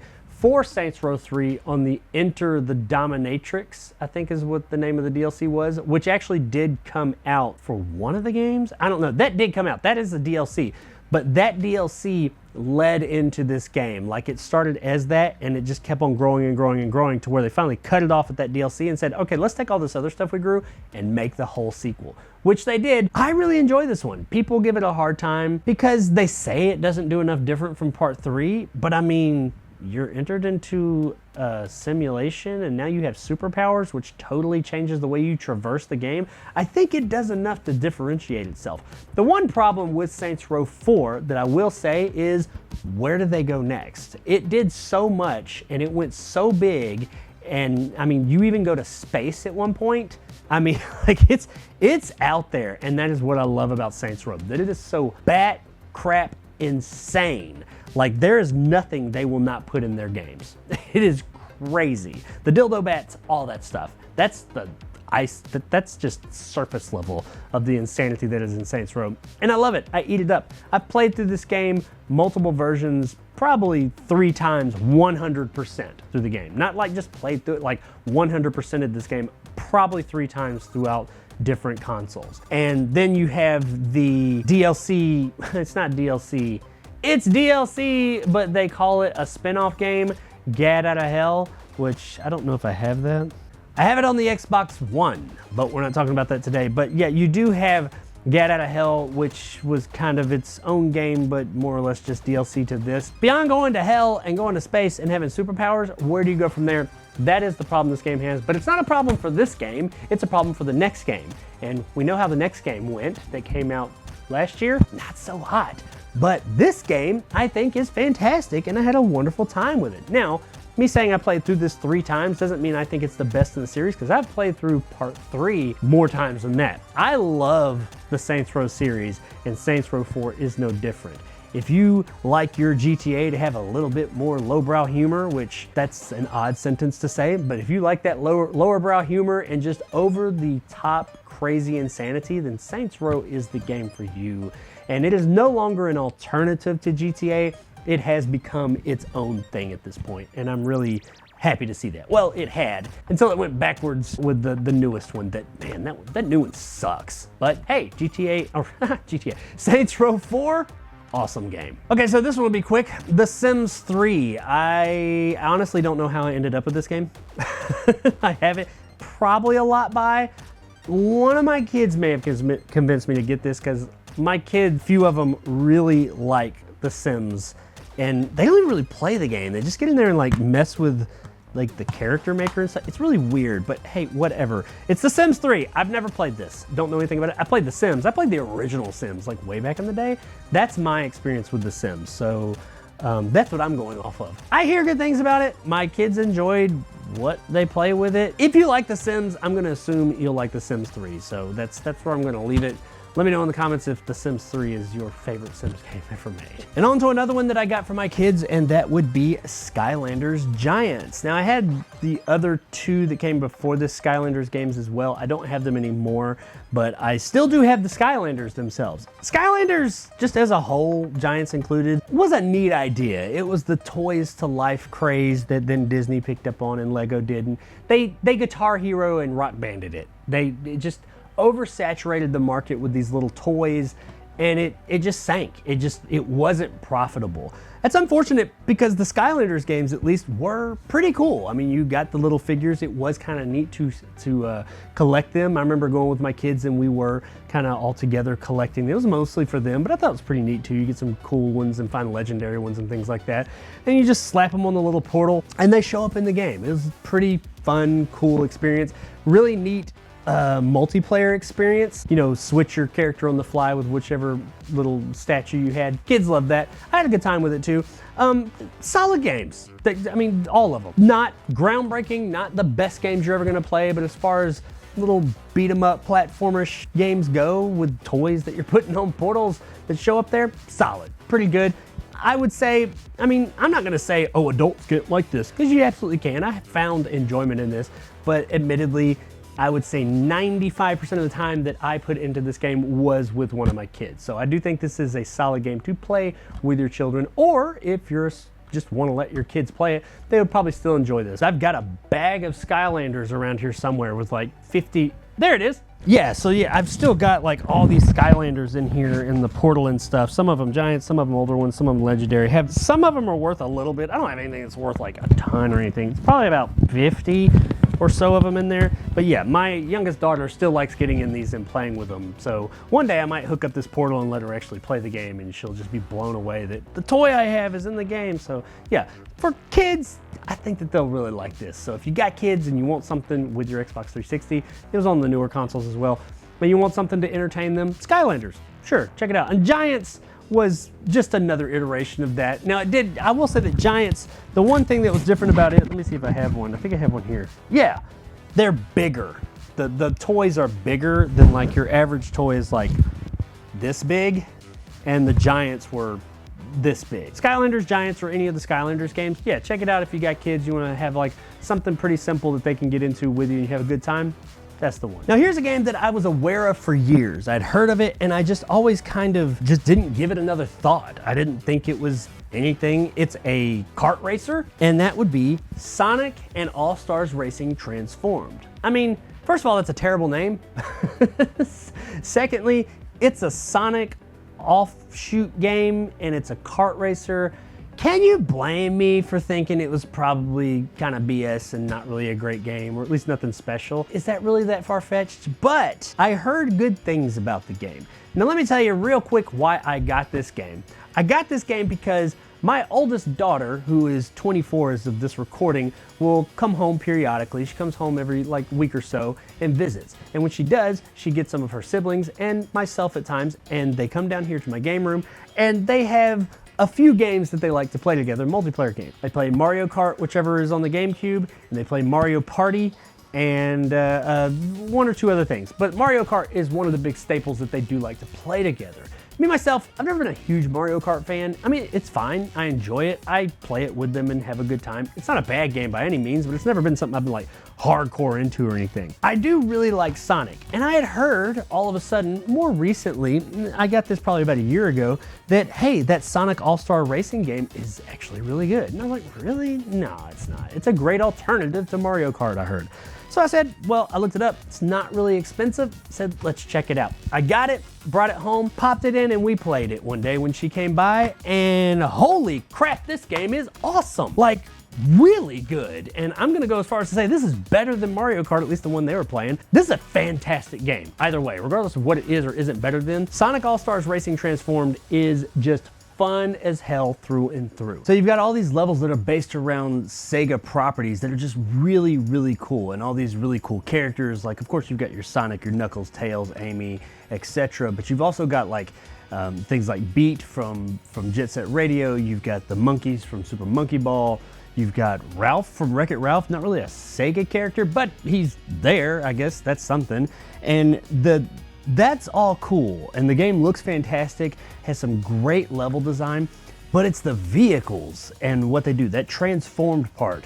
Not only is this a kart racer, it's a kart racer through and through with the drifting and the turbo, and you pick up the pickups and, you know, the defensive and the offensive things, and they all work really well. You also have, you'll be driving as a kart and go into the water, and your vehicle will transform into a boat, and then it controls very differently on water than it does on land. And that's really cool how it just switches it up all of a sudden very seamlessly. And then even beyond that, sometimes you'll ramp off into the air and your vehicle will transform into a plane. Now your control scheme is totally changed. Up is down, down is up, and it's like everything, you're in a total 3D 360 degree space. And it totally changed again, but it is really, really fun, man. It's just, I can't believe how awesome this game is. Like, I want to play it by myself right now. It's fun as hell with people, but like, I just want to sit down and play it right now, but I got the rest of this video to record. It is mind-boggling how good this game is considering what type of game it is. I never, ever would have thought that a Sonic kart racer would be this damn good. And even more so, that nobody's really talking about it. People, now granted, people are starting to talk about it now. That's how I heard about it and caught wind and said, oh, it is good. But for all these years, as a whole at least, nobody's really been saying, none of the big outlets have been saying, hey, this game's awesome. You should be checking it out as an alternative. to Mario Kart, and in some respects, and depending on who you are, a better alternative to Mario Kart, depending on what you're looking for. Nothing against Mario Kart. Man, Sonic and All-Stars Racing Transformed is an awesome, ridiculously fun game. So if you're just looking for a purely fun game, especially with friends, that could be just fun as hell, Sonic Transform, All-Star Racing Transformed, terrible name, but great game. This is the game for you, so go check it out. You will not be disappointed. Now, from one Sonic game to another, this is a Sonic game that is divisive, but I think has grown on people over the years. But me, myself, personally, I loved it from the start. This is my original copy that I bought back in the day. I am a huge Sonic fan, so if something like especially mainline Sonic comes out, I'm probably gonna get it. Now, I enjoy the 3D Sonic games, but I also enjoy the 2D Sonic games. The 2D Sonic games as a whole are probably have a better track record, we'll say that. But some of the 3D Sonic games are fun. Adventure and Adventure 2 are great games. This is a melding of the two. We're talking about Sonic Generations. Now, when Sonic Generations first came out, it got very divisive reviews. A lot of people hated on it, and I think it's because of the 3D aspects of it. Not 3D, you can actually play this in 3D, by the way, which I did, and it's actually pretty cool in the 3D levels. But all that aside, the 3D Sonic levels are the ones that I think people were ragging on. But me, myself, personally, I love both sides of this, the 3D and the 2D. I love how this is kind of a compilation of Sonic's greatest hits over the years, of like all his different levels from all of his games. Even the bad games. There's a Sonic 06 game level in here that's actually pretty solid. This is a fun as hell game. I own it in multiple platforms. I own it here, the PS3, and on Steam. I play this on my Steam Deck regularly. I used to play it on my 360 regularly. This is just a really solid game. I don't know why people were giving it such a hard time, because I think it's great. I have a great time with it. If you like 2D, there's plenty of 2D Sonic here. If you like 3D, there's plenty of 3D. It also does this thing where each level has a 2D Sonic version and a 3D Sonic version. And it's not just like taking the level and switching perspectives. They're similar, they are very different. They have a different layout depending on how you're playing. The 2D levels are set up like a 2D Sonic game, and you can tell some real care and attention went into it. And what I really like about that is each of them came from one of the Sonic games, be it a 2D or 3D game, and the opposite of that, like if it's a 2D, like Green Hill Zone, or one of those is in this game, there is a 3D version that they've reimagined just for that, and vice versa with the 3D games, and they've done that with 2D versions. I really love that. There is a story here. It's not super heavy, but it's, you know, kind of sort of there. It's not about that though. It's about just reliving some of these Sonic's greatest hits on his levels and new reimaginings of them. And man, this is just a fun as hell game. It's worth it. It doesn't cost a lot or anything. You can get it for pretty much pennies on the dollar, but it's absolutely worth it. They're coming out with a new version now. I think it's called Sonic X Knuckles Generations. So it's going to be kind of like this game with more levels and Knuckles in it. I'm really looking forward to that because I love this game already. And the fact that they are releasing that and people are excited about it should tell you something, because it's essentially this game. They're re-releasing this game. They're just adding Knuckles in and some new levels. So since people are so excited about it, tells you that yes, it is a good game. Adding Knuckles to it on its own is not going to fix a broken game, but this game's not broken. It's really fun, exciting game. If you like Sonic, especially if you have an affinity for both kinds of Sonic games, I think you'll really enjoy Sonic Generations. And the sense of speed in this game is beyond any other Sonic game sense of speed. It is fast. When you do like your turbo thing, how the sound all fades out and you're going really damn fast and you feel totally in control, but on the edge of being in control. Like any moment you could lose total control, but you never quite do. It does that fantastically. Sonic is all about speed, and this game nails the speed from a 2D and 3D perspective. So this will be a quick one, and I had a game similar to this in my original Xbox collection video, but that one I had a lot more to say about. Don't have as much to say about this one, and that would be SpongeBob's Truth or Square. I bought this for my oldest daughter. and my youngest ones, or at the time, could have played it as well. But I mainly bought it for her. Why? Because she loved the SpongeBob movie game and Battle for Bikini Bottom. I was thinking, oh, okay, it's another one of those. It's from THQ. Didn't really look at the developer. I'm not really sure if it's the same developer or not, but I can tell you this much, it's not as good a game. At least she didn't think so.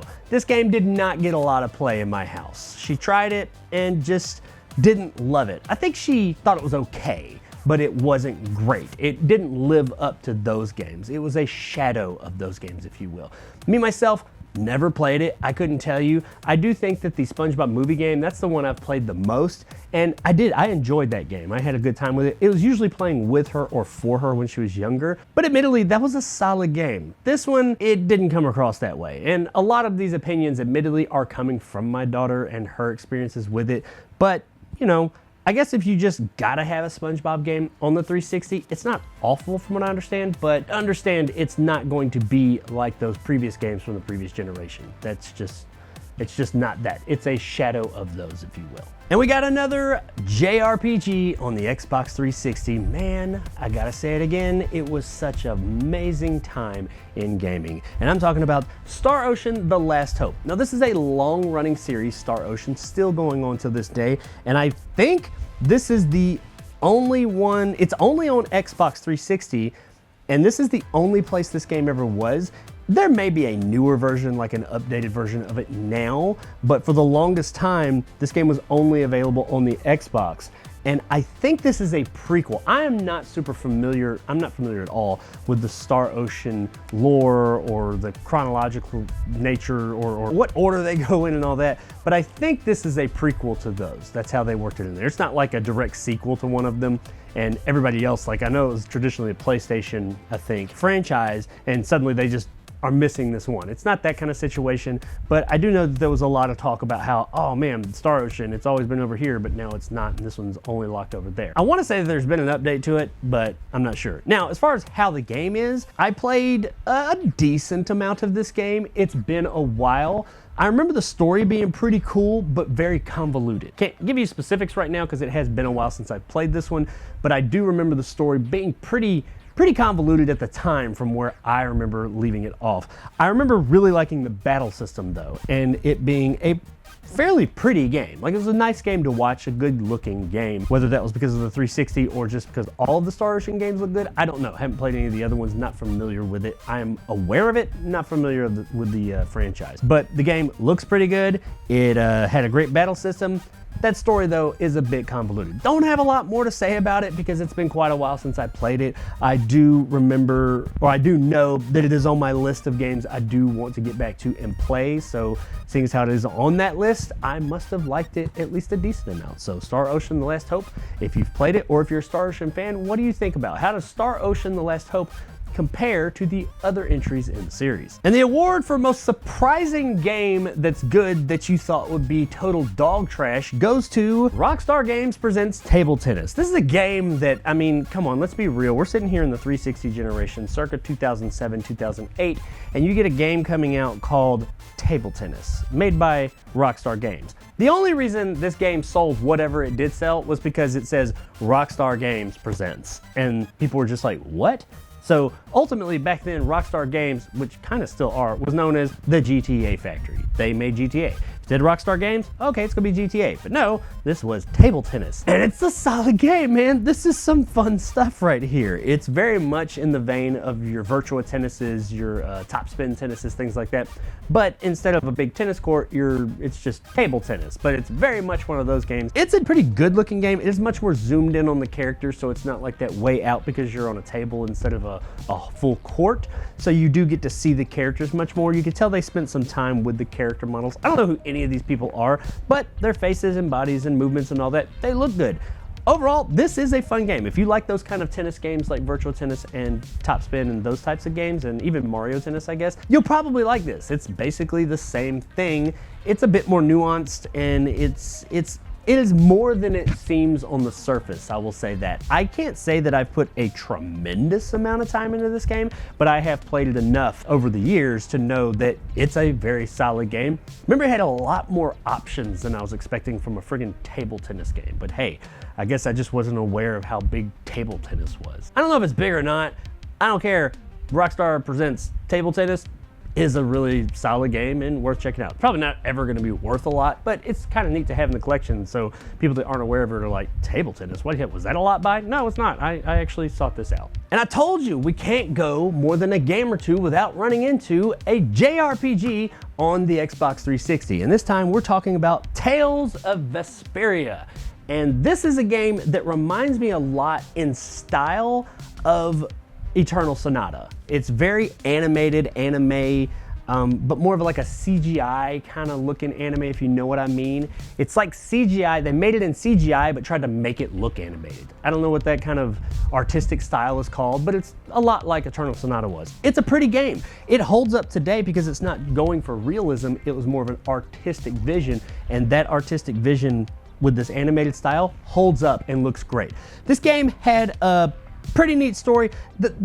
Honestly, don't let me lie to you, it's been a while since I played this one. I remember the story is not super memorable. Not that I remember the story is not super memorable, I just don't remember the story, so it's not super memorable. What I played of it didn't get super deep into this one. I do remember though really liking the characters. It had very memorable characters, very likable characters, and they kind of take you along on this journey. So I do think that if you get further, or if I get further into this game, the story will start to open up with those characters, because the game did spend a lot of time in the part that I was playing of you getting to know these characters, and I was really happy with the way that it got you connected with them and got you to know them, and they're just all very likable. Battle system is what you expect from a JRPG. Entertaining from what I remember, it didn't put me off. I'm looking forward to getting back into and playing this game. But once again, I think I could be wrong here, but I think Tales of Vesperia is a long-running series, or there's more of these games. I just don't think they're on the 360. This is only on Xbox 360. I have no idea if it was ever ported anywhere else years later or anything. I'm not familiar with the rest of the series, but this Vesperia, that seems very familiar. Like there's more of them out there somewhere on another console or something. Not really sure. This is the only one I've ever played. I did like what I played. It was solid. JRPG fun. If you're looking for a solid JRPG that looks really pretty and has some great characters, then check out Tales of Vesperia, and I think you'll have a good time with it. Now, speaking of Top Spin, a moment ago with Rockstar Games Presents Table Tennis, Top Spin 2. Very much like table tennis, it's a tennis game. I talked about this in my original Xbox collection. I also talked about it in some of my story of videos whenever any tennis games come up. I'm not a fan of tennis in real life. I'm not much of a sports fan, period, but like I don't go out playing tennis. I don't even know the rules. I don't watch it for sure or anything like that. But tennis video games, a great deal of the time, are weirdly fun, at least to me. And I know I'm not the only one. Lots of people feel that way.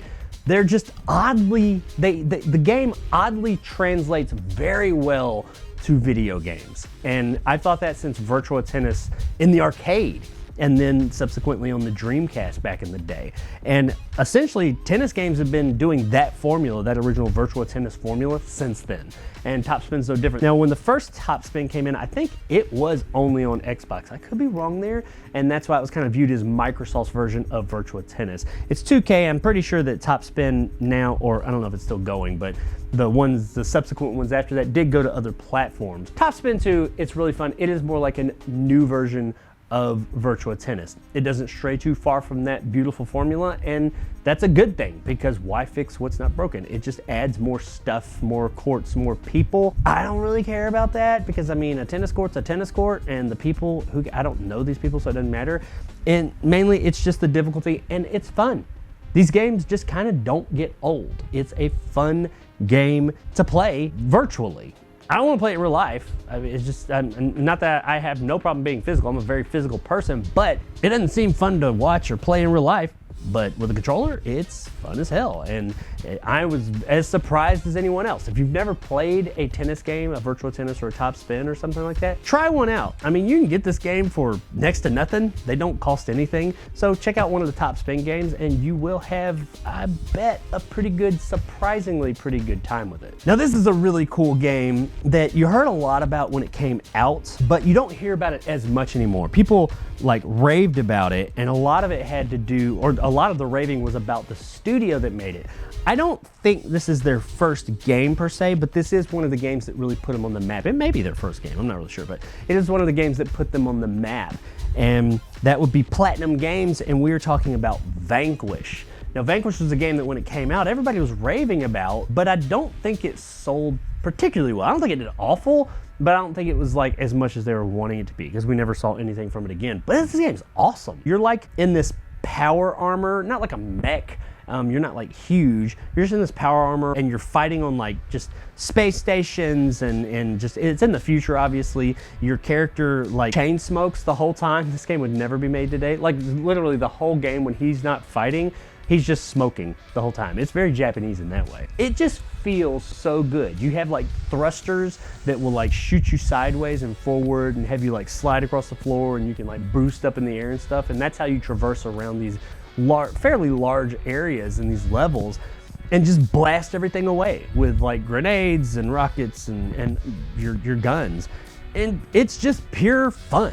It's challenging. It's really challenging as it goes along, but it never feels cheap. It always feels extremely polished. And that's that Platinum Games right there. How if you lose, you know it's your fault. You don't feel like the game cheated you in any kind of way. You know, dang, I could have done better right there. And you play it again. It's fun. It's even fun when you're not doing so good. And it just feels so good. The traversal in this game, it takes a few minutes to get used to, I will say that. And they have a tutorial level that teaches you everything and the switching of your weapons, because there are quite a few things your character and his power armor can do, but you don't ever have to do all of them within a short period of time. You're usually each level using a few of your powers repeatedly, so you get into that rhythm. It's never asking you, you have quite a few powers like I said, but it's never asking you to use all of them. Can you use them all? Sure, but it's never asking you, requesting of you to use them all in quick succession, and that works just perfect. You are constantly switching and boosting and moving and all over the place. You're moving this entire game, and it's just that right challenge, and it's really fun. I would suggest if you've never played this game, which quite a lot of people when I bring up Vanquish now aren't aware of it, so I guess it either didn't do as good as I thought, or you know, it had its moment in the sun and then just disappeared. But you know, if you haven't heard of or played Vanquish, give it a shot. It's not going for a ton of money right now. It's up in that 20 to 30 range, I think, somewhere up in there in that area, so not insane. But this is one that I do think, will it ever be like the most expensive game on the platform? Probably not, but I do think it's going to get on up there. I wouldn't be surprised if within the next year or so this game's up around the $50 mark, $50, $60 mark, and maybe go up a little bit from there. So yeah, it's not going to be the most expensive game. It's not the most expensive game now, but I think eventually it could get there. And it deserves it, because Vanquish was a really good time and absolutely worth your time. The traverse, man, this game just feels great. Okay, so my one and only reproduction case that I have for my Xbox 360, and that is because the original case, I don't know what happened to it. I had it. This is the original game I had back in the day, and it's the, I guess it's the special edition. I don't know if it's a special edition. I think it just had a cool case. It had like a clamshell case. I'm talking about Viva Pinata, the original Viva Pinata. Its original case like opened this way, like a plastic clamshell, and it had like flowers and grass up here enclosed and then slid inside of a sleeve. I don't know where that is. It's just, it disappeared, something happened to it, it probably broke, I don't know. I had the loose copy, but I know I had it at some point. Whatever, I wanted it to look prettier on the shelf, so I printed off this generic Viva Pinata thing here. So it's not complete in box, but whatever. Man, that was a very unique case. I'd like to have that again. So if anybody out there got a Viva Pinata, original Viva Pinata case, and you want to come off of it, once again, call me or DM me or something. But anyway, Viva Pinata, very unique game. Very, very unique. I guess you could maybe say Microsoft's Animal Crossing or Pokemon, probably more like Pokemon. You're a gardener. You make a garden that has living pinatas that come through, and you try and catch them, or you woo them. You don't really try and catch them. You try and woo them into your garden and get them to stay and become part of your garden. That's what it is. There's not really a way I can describe this game and make it sound interesting, but I can say that you will waste away not waste, but you'll put away a lot of hours into this game. It is strangely addicting and like really in that catch 'em all kind of way for sure, but just the game itself. It's a Rare game and it's got Rare written all over it. It is supremely charming. Now this game was everywhere. They made so many of it. They had a TV show they did for it. They were wanting to have like this multimedia empire surrounding Viva Pinata. So there's a ton of them out there. So you can get it for next to nothing. And it's worth it. This is one that when you first put it in and you turn it on, you're gonna be like, what am I playing? But give it some time, get to know the mechanics, and I bet you're gonna have a really unique experience at least. Will you love it or not? I don't know, but I doubt you'll hate it, and I guarantee it will be a memorable, unique experience. You are literally gardening. You garden. That's what it is. But you also are trying to get these living pinatas that are really strange creatures come in, mate, make new ones. It's kind of crazy, but yeah, it's a weird game, but it works really well, and it has that Rare charm all over it, and it is absolutely worth checking out. So if you've never played Viva Pinata, I'm sure you've heard of it, but if you've never played it, you know, just give it a shot. It's not going to cost you much to do so. And this is also another one that is included in Rare Replay, so you can actually get that and play it on newer systems, or I think it's on PC too. I know it's on newer systems, well, newer system, Xbox One and Series. But yeah, it's playable on there, and I think there's two more Viva Pinata games. One is totally different, it's a party game, but there's a Viva Pinata 2 as well, and it's pretty good too. But I haven't played part 2 as much, my daughter and wife have, but I have played the original Viva Pinata quite a bit, and I can attest to the fact that this is a oddly addictive game. Like you play it and you don't even realize that you've started to like this game so much. It's almost like you're confused still and you're playing it, you're like, what am I playing? And next thing you know, you're addicted, but you don't even realize you're liking it until it's too late and you're sucked up in it. And then you're like, I really like this game. How long have I been here? It's really good in that respect. I do wish it had taken off a bit more. I think it did reasonably well, but obviously not well enough to continue on past part 2. So Viva Pinata, check it out, give it a shot. So here we are, the last 3 games in my collection. No big bangers moving forward. I did put a lot of time into this, and it is called You're in the Movies. This was before Kinect. It used the Xbox 360 camera, is the little square camera that you could play Uno. Everybody played Uno with that camera.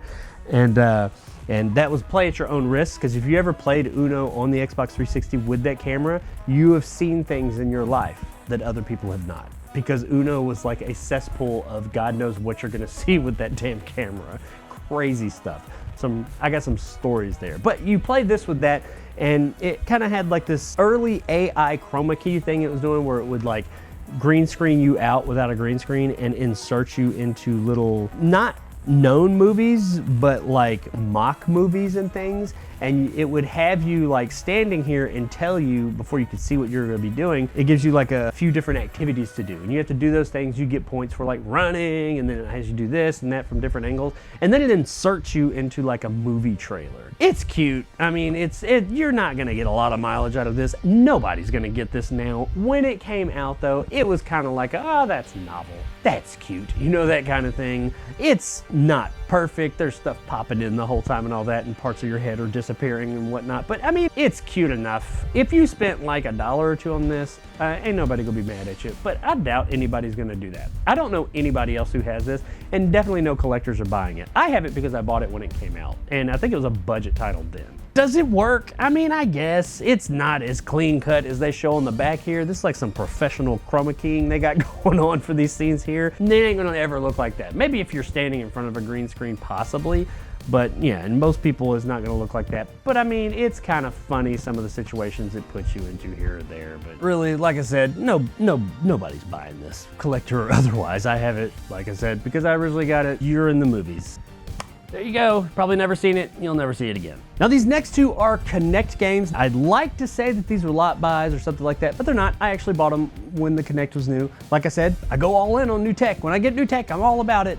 We're gonna go over another thing in the hardware section in a few minutes that I went all in on too that didn't work out so great. But anywho, the first one would be Yoostar 2 in the Movies. Now, Yoostar 2 in the Movies is more or less the licensed version of You're in the Movies, the one we talked about a moment ago. It is pretty much the same exact game. It's going to have you like doing different activities, running, jumping, turning, talking. It does do more dialogue, and it'll have you like it'll have some cutouts of like a face and like say, you know, stand right there just like that and say a line and things like that. And then it gives you a score based on how you did it, and it inserts you into a trailer.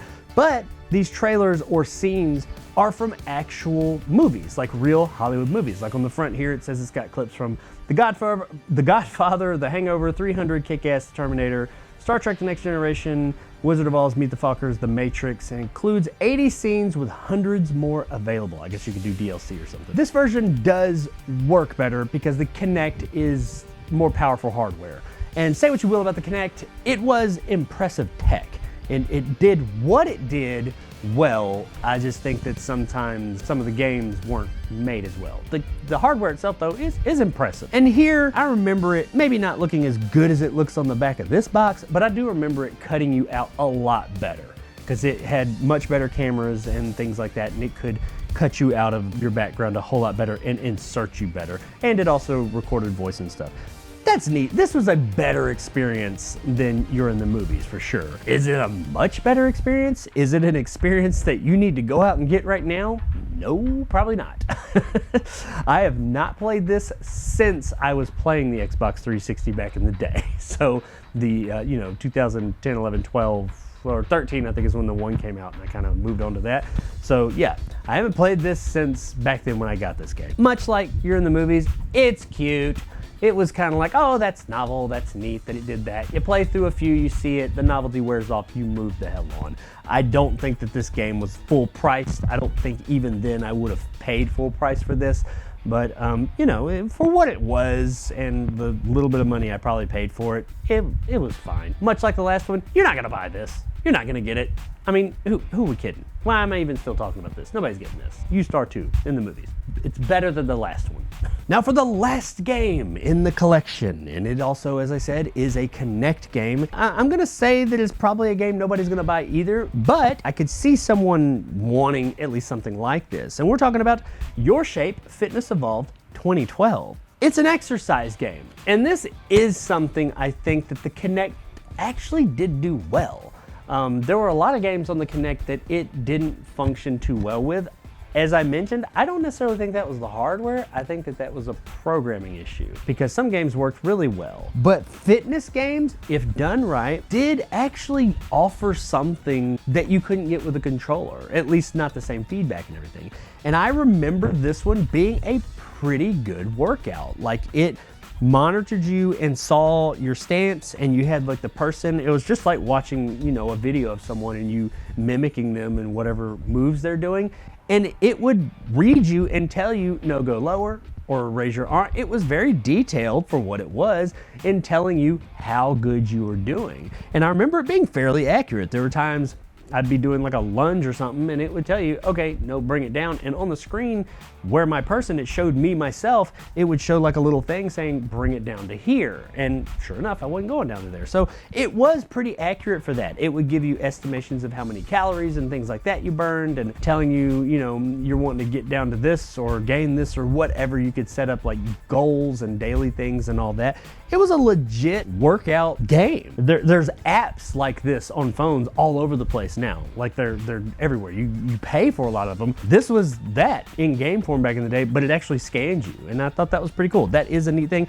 Am I delusional enough to think that any of you are going to buy this game? No, probably not.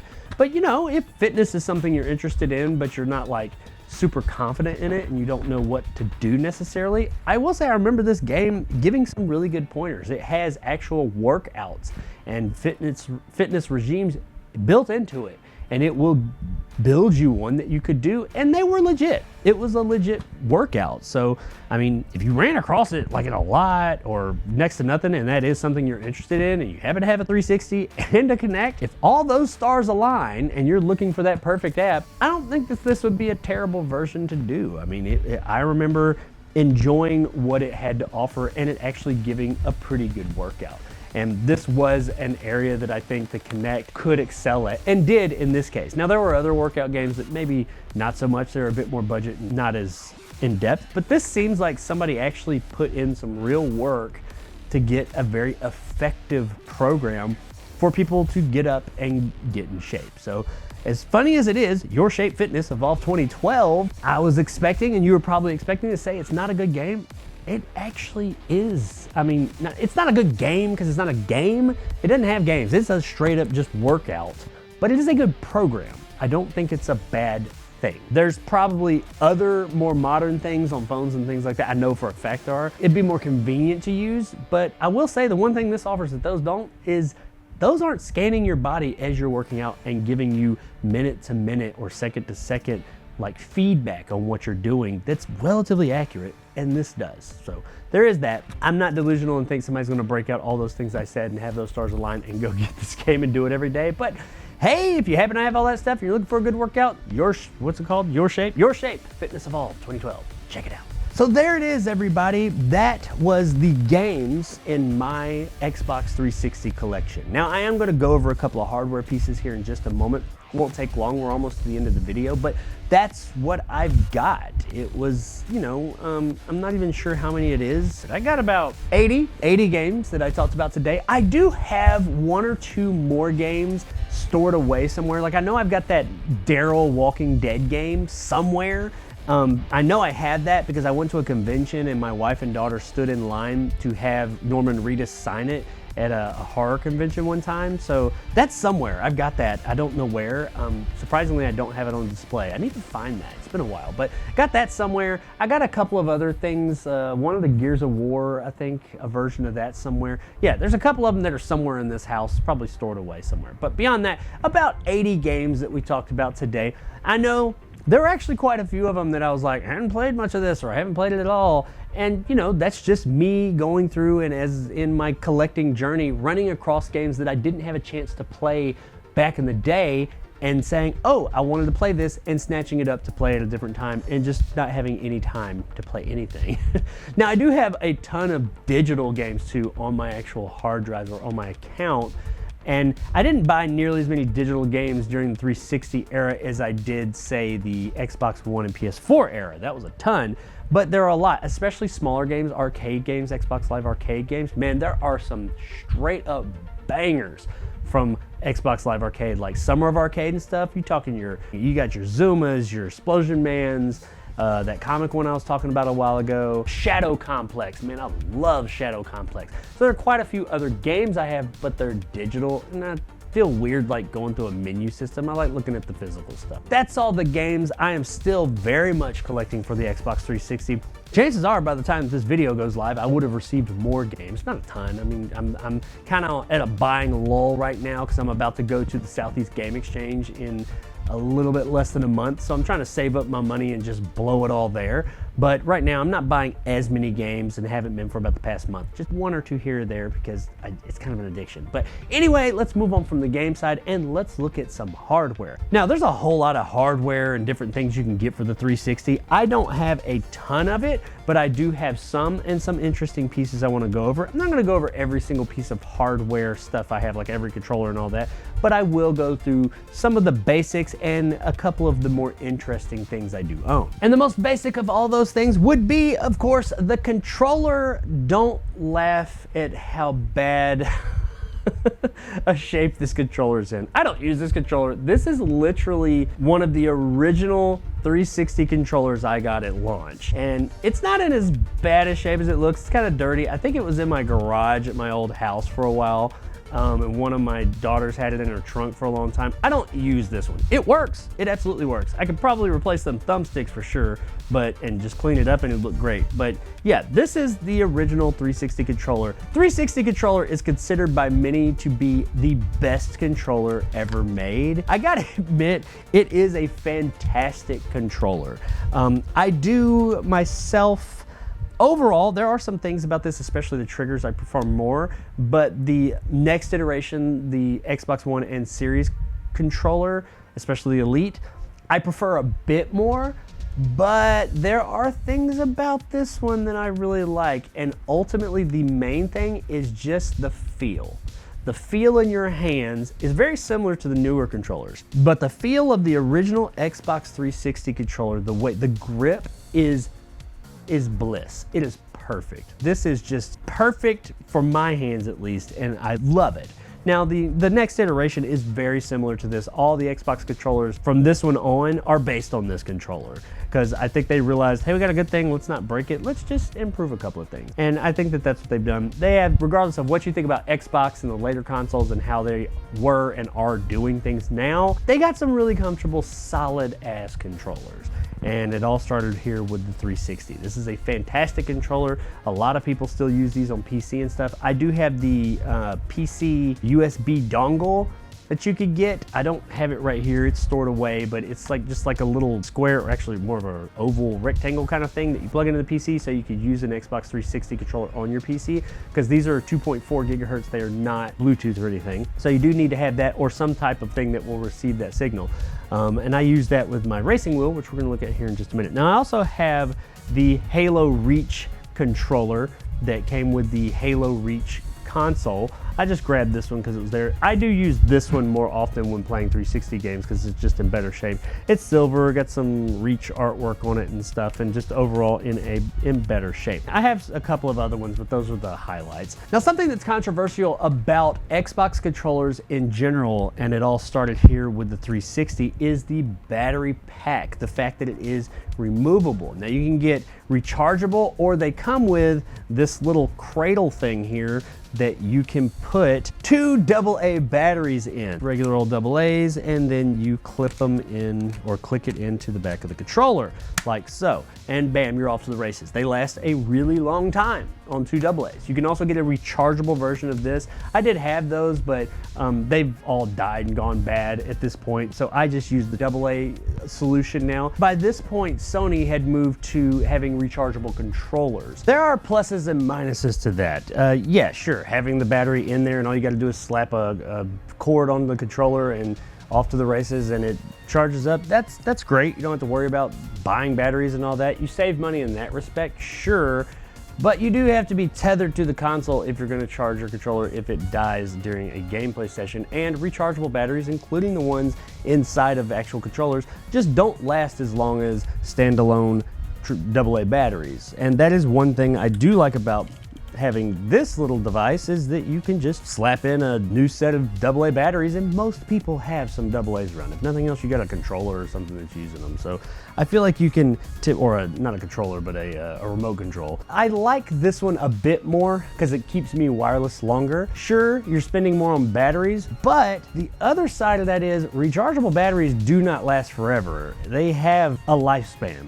And the rechargeable battery inside of those controllers, including the Elite controller for the new Xboxes, they are going to die. They're going to stop working. And unless you're willing to open that controller up and replace that battery, which is not, for me, it's not a problem at all. I know about those kind of things. I've repaired consoles, things like that. But for most people, they're not gonna crack a controller open to replace that battery because it's just not something that's within everyone's wheelhouse. What they're gonna do is they're gonna trash that controller or leave it plugged in all the time. If they want a wireless solution, they're gonna go buy another controller. So in the long run, I think it all kind of balances out because you're gonna end up buying a whole new controller. With this one, if this was an internal battery controller, unless I was willing to open it up and replace that rechargeable battery, this controller would be more or less useless at this point, but it's not. It has this little contraption here. And even if you want to go the rechargeable route, you can buy a rechargeable battery and replace it as easy as, you know, click, click. It's more modular in that way. I respect both sides. I don't have like one that I just absolutely love so much more than the other as far as internal batteries or external solutions. I think maybe I like this one ever so slightly more, but I get the pros and cons to both sides. That's the controller battery kerfuffle that has been going on for years of people saying which one is better than the other.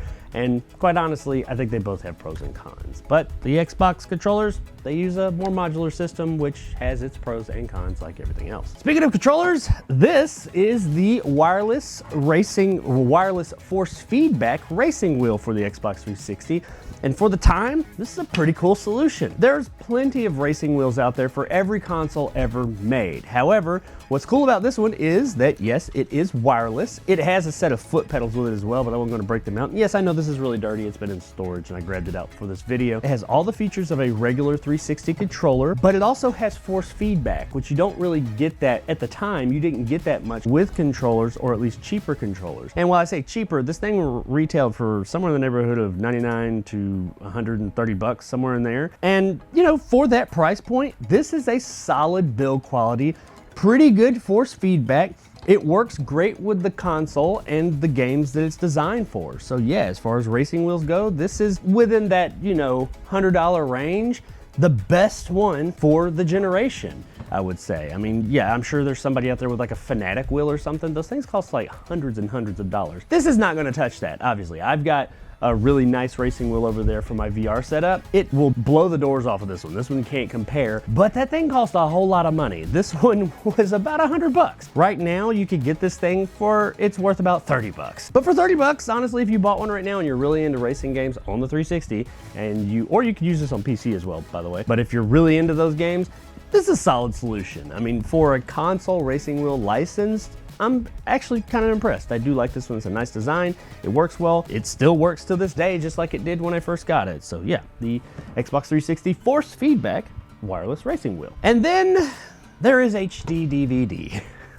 Yep, I've got the HD DVD add-on for the Xbox 360. For those of you that don't know or are vaguely aware, during this generation, there was the format war between Blu-ray and HD DVD. Who was going to take over for DVD? Who was going to be the HD physical media platform of choice? Of course, we know Blu-ray won out. That's the one PlayStation went with. They included a Blu-ray player in every single PS3, which is one of the reasons that the price of that thing was through the roof. Xbox went and backed HD DVD. It wasn't included in there, and there is a argument to be made that had they included an HD DVD player in the Xbox 360, the landscape may have been different. HD DVD may have won out at that point, but they didn't. They made it an add-on. Add-ons traditionally don't do super well, and this one didn't either. It did okay for what it was, I guess, and how much it cost. You know, as far as its quality, it's good build quality. It has a similar aesthetic as to the system itself. It looks nice next to it. It comes with a nice remote as well that does everything a 360 controller and more does, so I really like that. And it does what it reads on the box. It plays HD DVDs. And as I said, when I get new tech, I'm all in on it. I went all in on HD DVD. And yeah, I've got somewhere in the neighborhood of about 80 to 90 HD DVDs in storage in there, and I used them back in the day, but I don't use them now. While I do have this thing hooked up in here in my game room, it's not like I ever use it. It works. I could put an HD DVD in there, but most of those movies I either have on Blu-ray or 4K Blu-ray or digital or something at this point. So it's kind of a paperweight at this point. It's more of a novelty when people come in the game room and look at that and they see it and they're like, what's that? It's like, oh, this is an HD DVD player. Yes, this did exist. Some people are like, well, Blu-ray's better. I mean, in what way? Blu-ray held more, or it eventually got to the point where it was capable of holding more data on the disc. Beyond that, picture quality, sound quality, all that, they're the same. Don't let anybody lie to you and say that, oh, Blu-ray looks or sounds better than HD DVD. No, they're the same damn files. HD DVD doesn't look better than Blu-ray. They're the same. Picture quality and all that. I could watch one of those HD DVDs now and they'll look just like the Blu-ray version that came out at the same time. HD DVD, RIP, we will miss you, I guess. That name, HD DVD, I mean, yeah, it makes sense, but it doesn't quite roll off the tongue as nice as Blu-ray, so that may have been one of the reasons that they lost too. That's a video unto itself, by the way, that whole format war. Look that up. That's pretty interesting as to how that happened, what went down, and who was responsible for what. But yeah, HD DVD player for the Xbox 360. It does what it says it does. And last but not least, certainly not least, we have the consoles. Now, I did, back in the day, have the original super slick white Xbox 360s, the OG Xbox 360s. Also had an Elite. I do not have either of those anymore. I would like to pick one up, one of those originals, just to have for the collection. I'm not going to spend a lot of money on it because I use these models. So that's more of just I kind of want it for my collection thing for nostalgia's sake. But what I do have is two Xbox 360 S's. These were the slim models, I guess you call them, version of the new one. This is the revision, and these were really solid. They did a really good job. They didn't red ring like the originals did. They didn't have some of those issues. It was smaller. It's not really fast or anything. They do all include HDMI because the original Xbox 360s did not have HDMI. The Elite came out and it had HDMI, but all the other ones did not originally, but these all S's have HDMI and built into it. So this is the Halo Reach edition. It's silver. It's kind of a matte silver. Has some little Halo decals and the subtle markings all over it that I really like. It does some different sounds when you open the disc tray and turn it on. There, I think one of them is like your shield's charging up sound, that, and I can't remember what the other one is, but yeah, it's just got its own custom sounds and things like that. There's a little message inside. It's a good looking console. It's very subtle. It's not gaudy or anything like that. It's not in your face. I just think it's a very nice looking console. Now this console works perfectly, but it's not my daily driver, if you will. Not that I'm using the 360 daily, but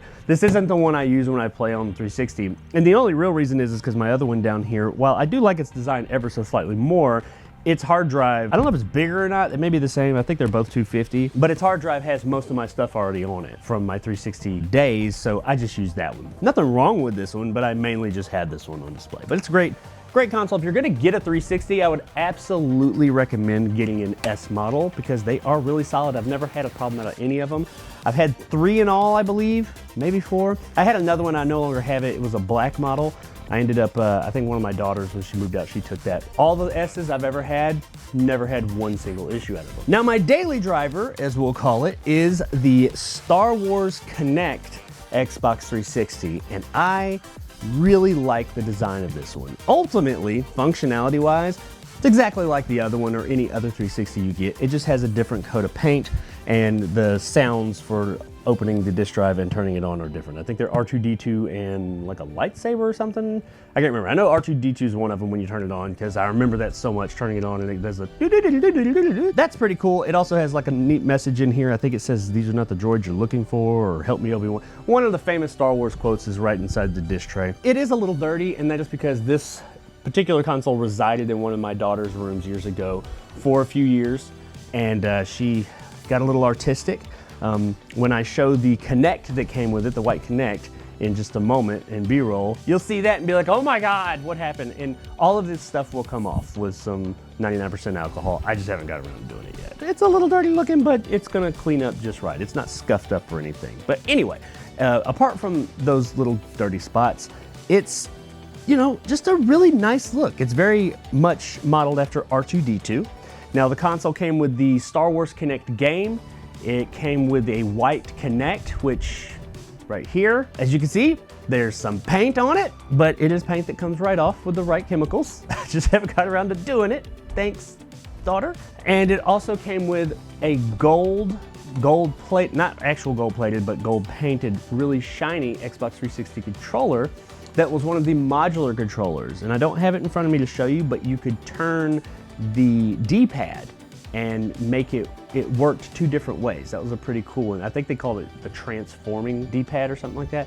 And that was a later in the generation ad they did for the controller. That was the only real change. But now I do have this controller somewhere. It's modeled after C-3PO, but I don't know where it is. There's a box of stuff somewhere, like a smallish box that's got some random gaming stuff in it that I can't find. Like that's in there. That Walking Dead game I was talking about a while ago is in there, and some other random like things that I know I still have, but I don't know where it is. I have a storage room with some random boxes from when we moved in. I'm pretty sure it's in there somewhere, but that's gotta be where that 360 C-3PO controller is, because I know I still have it.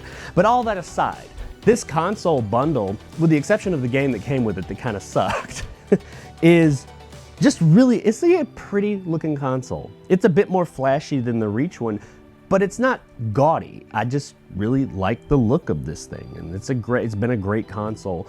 And this one, actually, the Reach console goes for somewhere in the neighborhood of about 150 bucks with the game and the console and all that, which isn't too shabby for a console right now of that generation. But the Star Wars one, this one, with all the stuff which I do have, goes for about 250 bucks. Not quite 250, but it's right around in there.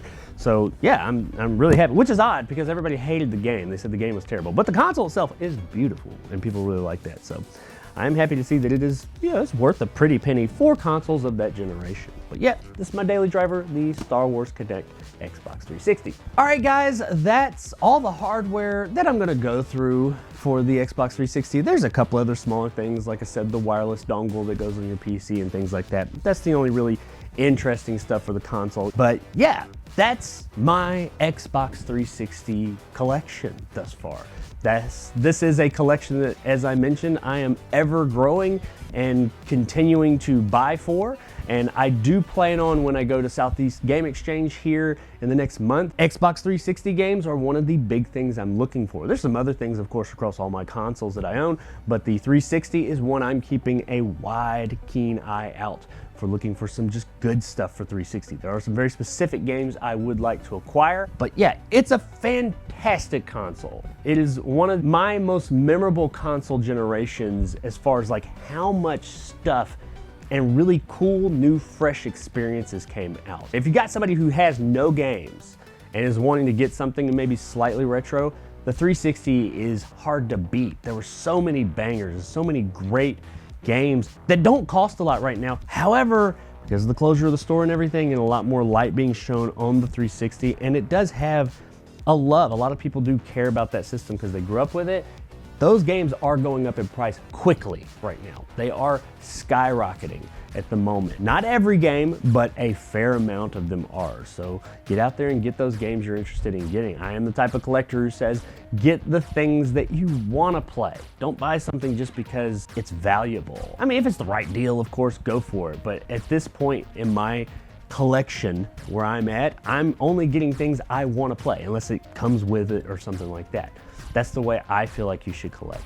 Of course, much like my 360 collection, if you collect too fast, you're gonna end up with a bunch of stuff that you don't have time to play. And my backlog is massive, as you've seen in this video alone. So my other systems are similar to that as well.